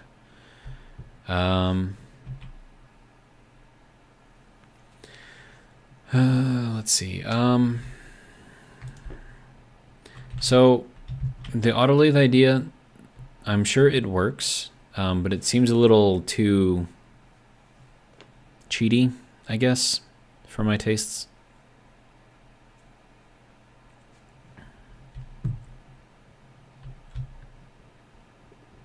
I mean, granted, I am using the meme cooler, but I mean, I'm using that on purpose, like as a form of protest. Okay, so now if we do this, and we want to set this, and I suppose that can go anywhere, right? Yeah. Okay. So I would need to run that up and over into our sorting system.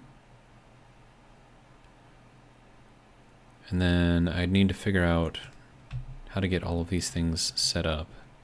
It's not a lot of room.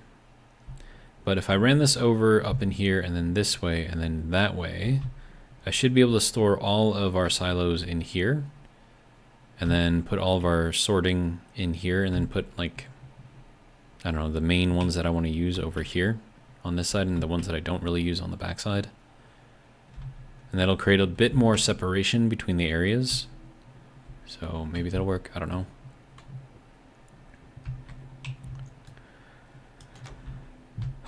Okay, and then sorters, we're gonna have to figure that out too. Also, what do I need to build this thing? Steel sheets, probably a lot of steel sheets, right? I could just look it up, right? Silo. 15 steel sheets, and then 10 plastic sheets. Yeah, these things are expensive.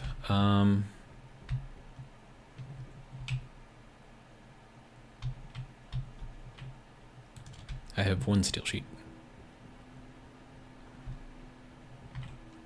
Or maybe before I do this, I should work on the coding to have these things programmed based on the stacker count. I think that might actually be a better use of my time here. Do I have an extra IC over here that I'm not using for anything?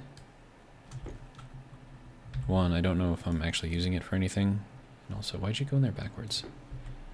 Okay, you, what do you have in you right now? Sensor panels, oh! Yeah, we kind of need that in there. That's for our solar panels. Okay. Yeah, you can go back in there. Sorry about that.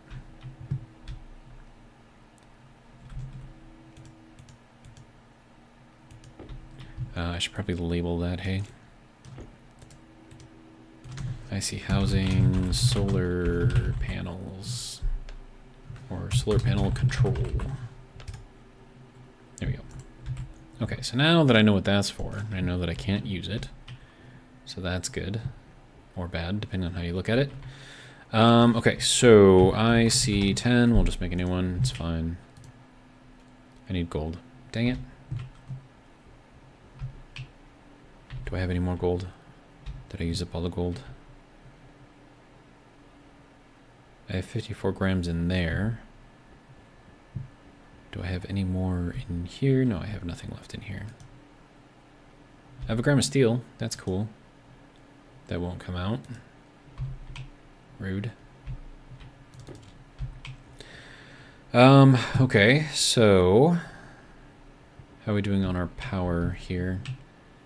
Definitely producing. Maybe I should put up more solar panels before I do anything else. Probably a good idea.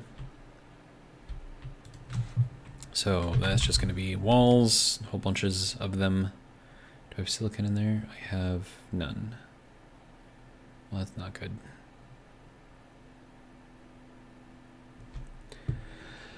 Okay, how many of these am I need? 1, 2, 3, 4, 5, 6, 7, 8. All right.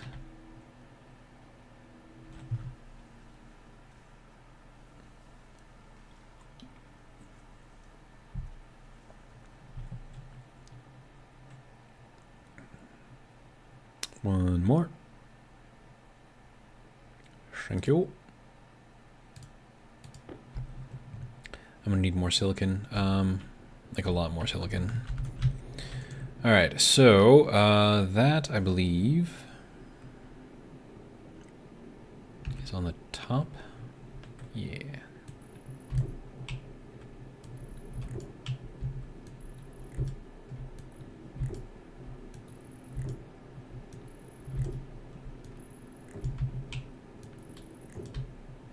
Okay.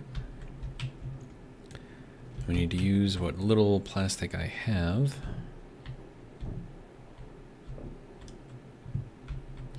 And then I suppose also what little glass I have. Both of which require silicon, which I do not have a lot of. In fact, you could argue that I have very, very little of. I've got none in there, 49 in there, and 9 in here.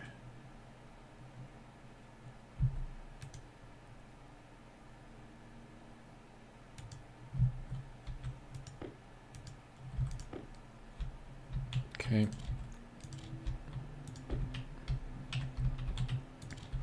All right, so I need 5 more and then 7 of the glass. All right.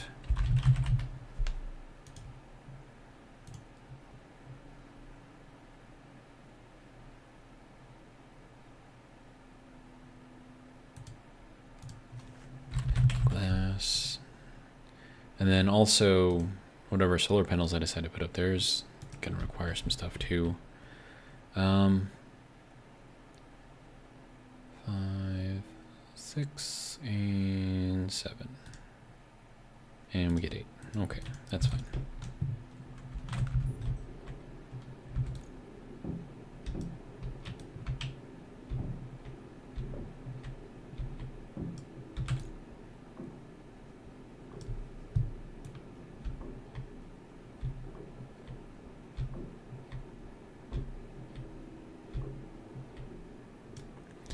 There we go. Okay, so now I just need a bunch of solar panels on here, so that's going to be another 8. Yep. Do I have what it takes to make them? Probably not. Actually, solar, regular. Oh, I do. I can make 1. And that requires gold too. So gold and silicon, 2 things that I need the most right now.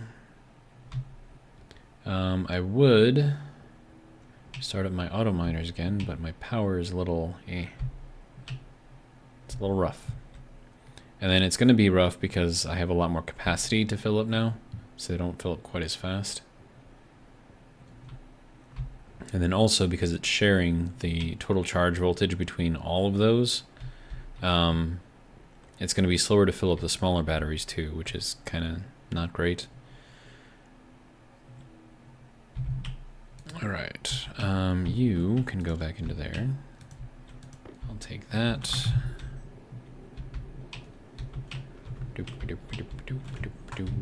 All right, get that into there. All right, get that into there. And I have 1 large cable. Need 1, 2, 3 more.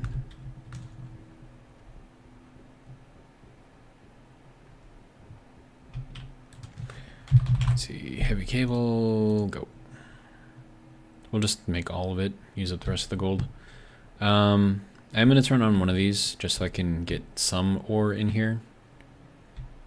Because, I mean, I still don't have enough to actually put all of this in away somewhere.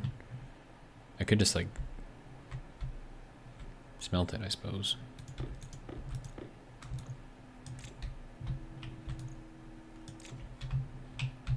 And I can always resmelt it after if I really, really need to. Yeah, let's just do that.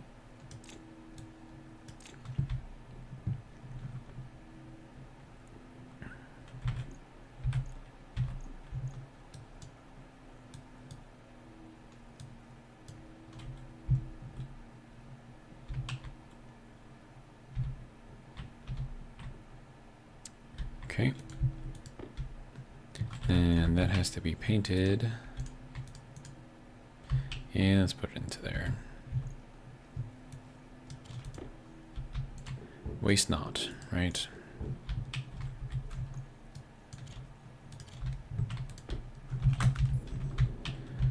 Okay. And then you, of course it's at the end of the day when this isn't actually going to help me out very much, but there we go.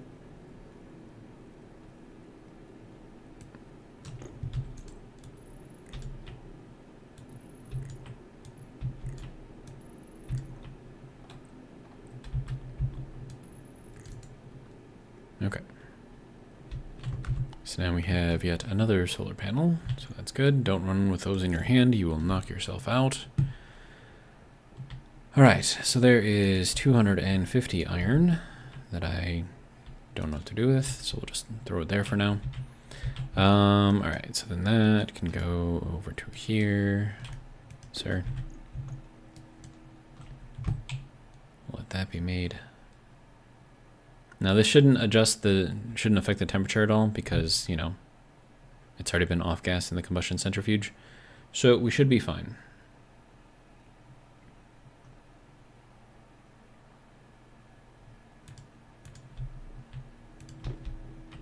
Okay, so that can go there, I suppose. And then this will just build up eventually.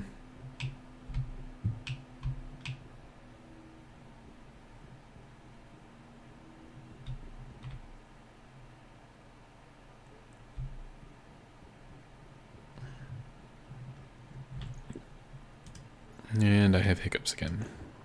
Lovely. All right, off we go. Mining again, because we need stuff that we don't have.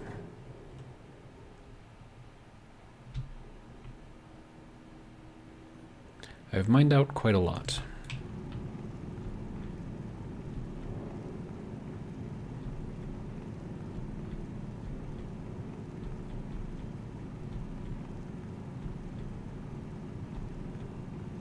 And I'm pretty close to the surface on one of these tunnels. I don't remember which one it was.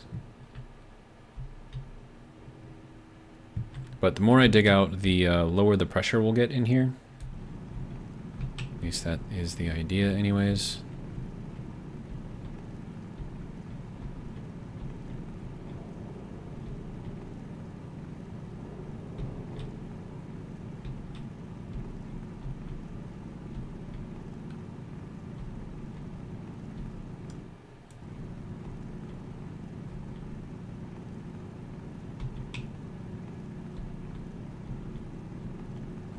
There's not much in the way of ore here.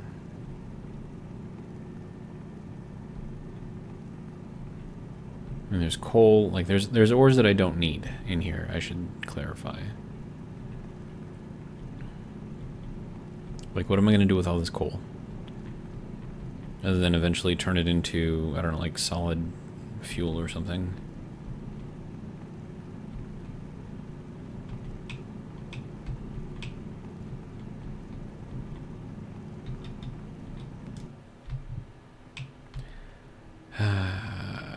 That sucks. I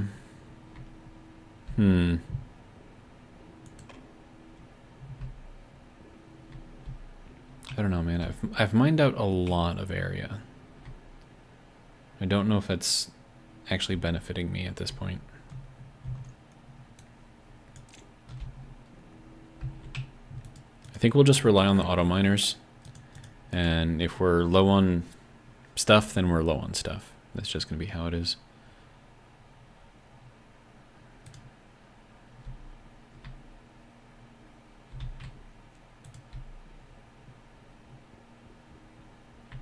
Just need to wait for that to build back up. And there should be another storm coming through soon.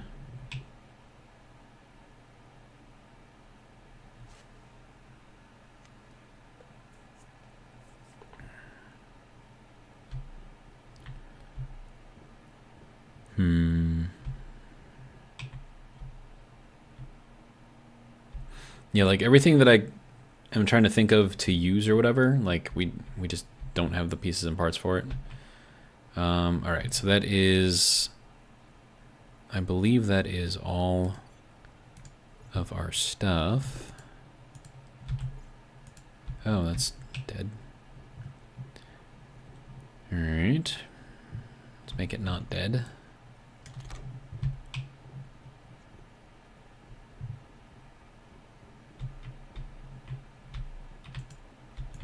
All right,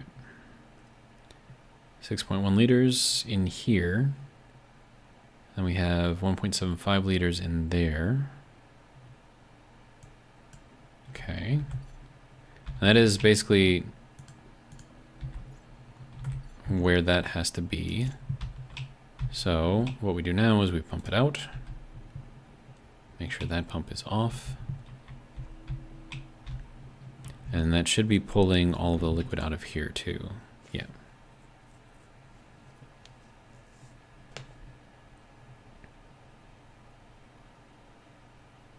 And then we get to see how much we actually have.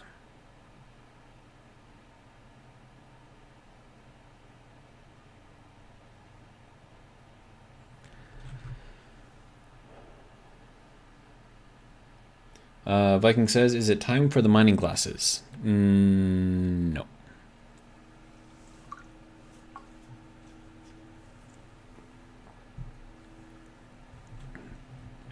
I think it's time for no more manual mining at all.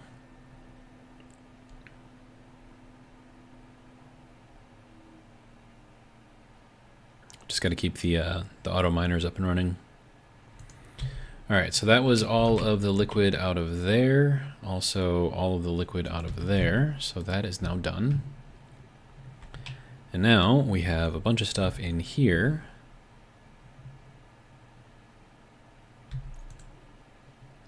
We have 2.38 liters in there. We have 5.22 liters in there. So you combine that, that's 7.58. And now we just need to wait for that to cool down.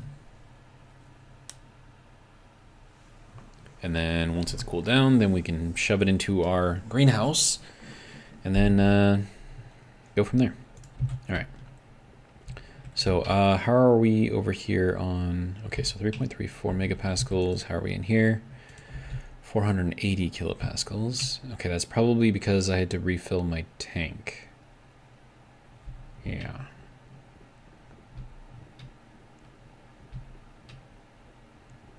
Speaking of, let's hop in here.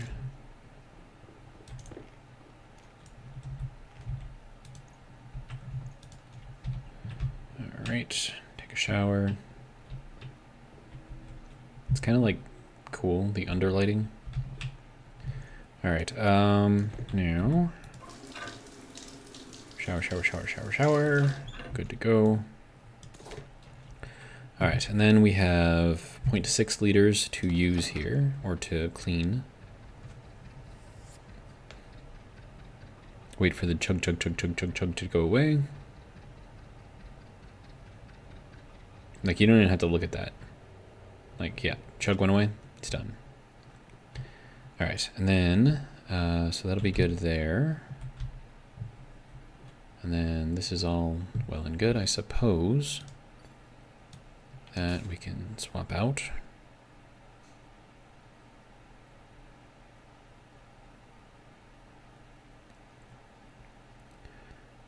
Okay, my filter should be pretty good for a little while longer, I think.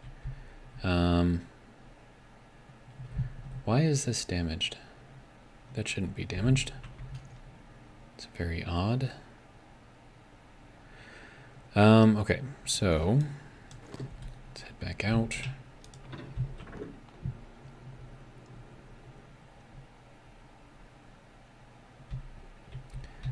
All right, check out our greenhouse.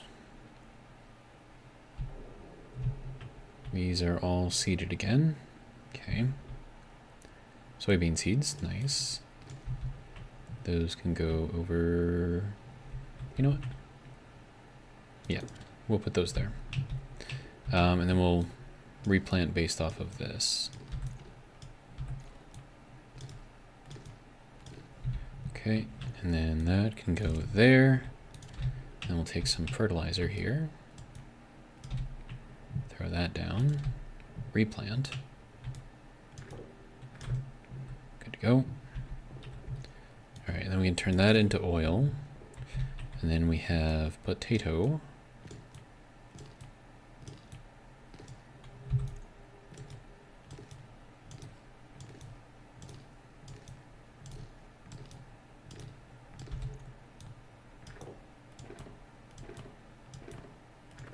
Wonderful.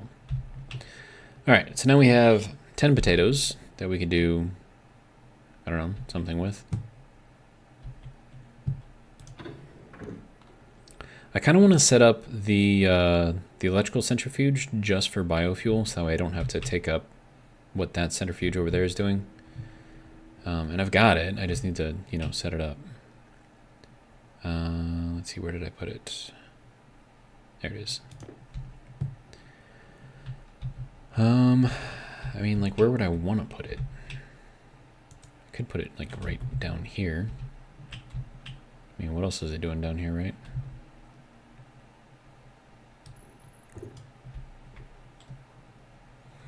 And then this needs iron, I think. Where's my welder? Where's my welder?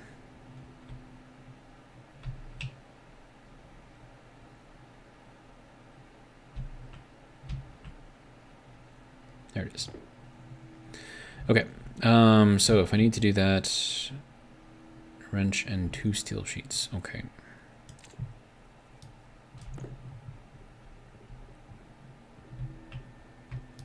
Pretty sure you guys don't need to be on right now.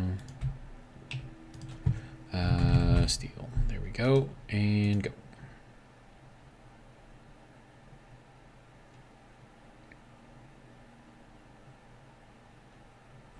I'm just gonna make a bunch.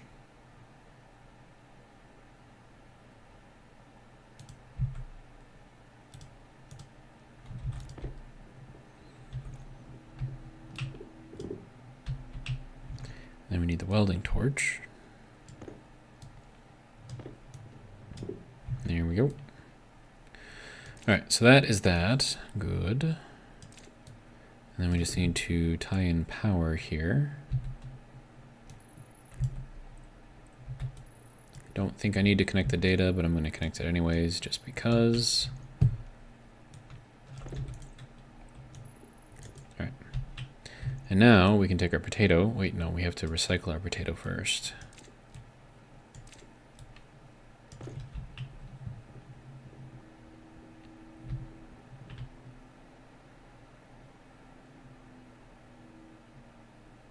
Wait. Do I need more biomass? I don't think I do. So yeah, it's good that we have that set up, but I don't think I actually need it. I think I need to put it into here. So we'll do that, turn that back on, do one of those. That'll get us some more fertilizer. And then the soybeans I can turn into oil.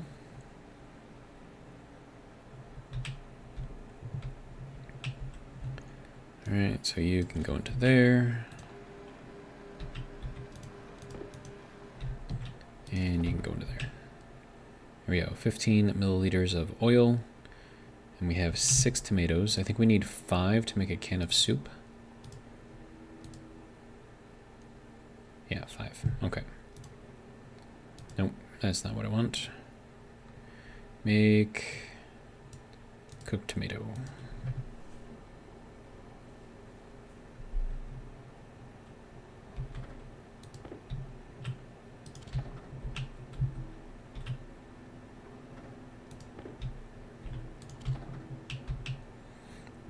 The graphic they chose for this is a little misleading because you can see 5 tomatoes there,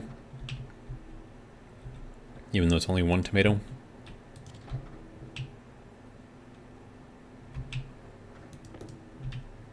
And you can stop.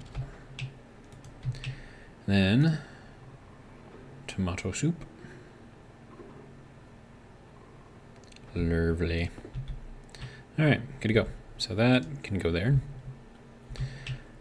Okay, so we have our next thing of food ready to go. That does not need to be on. Have I swapped this out already? Yes, I have. Okay, so then this does not need to be on. I need power from a suit.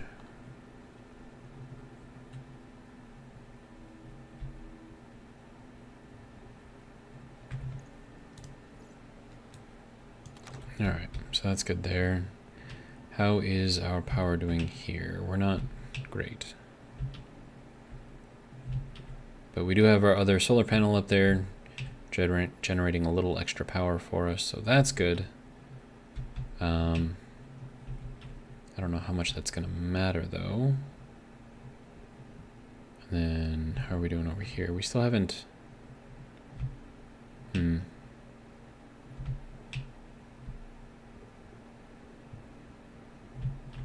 probably turn this off. All right, so we're a little limited by our power constraints and requirements.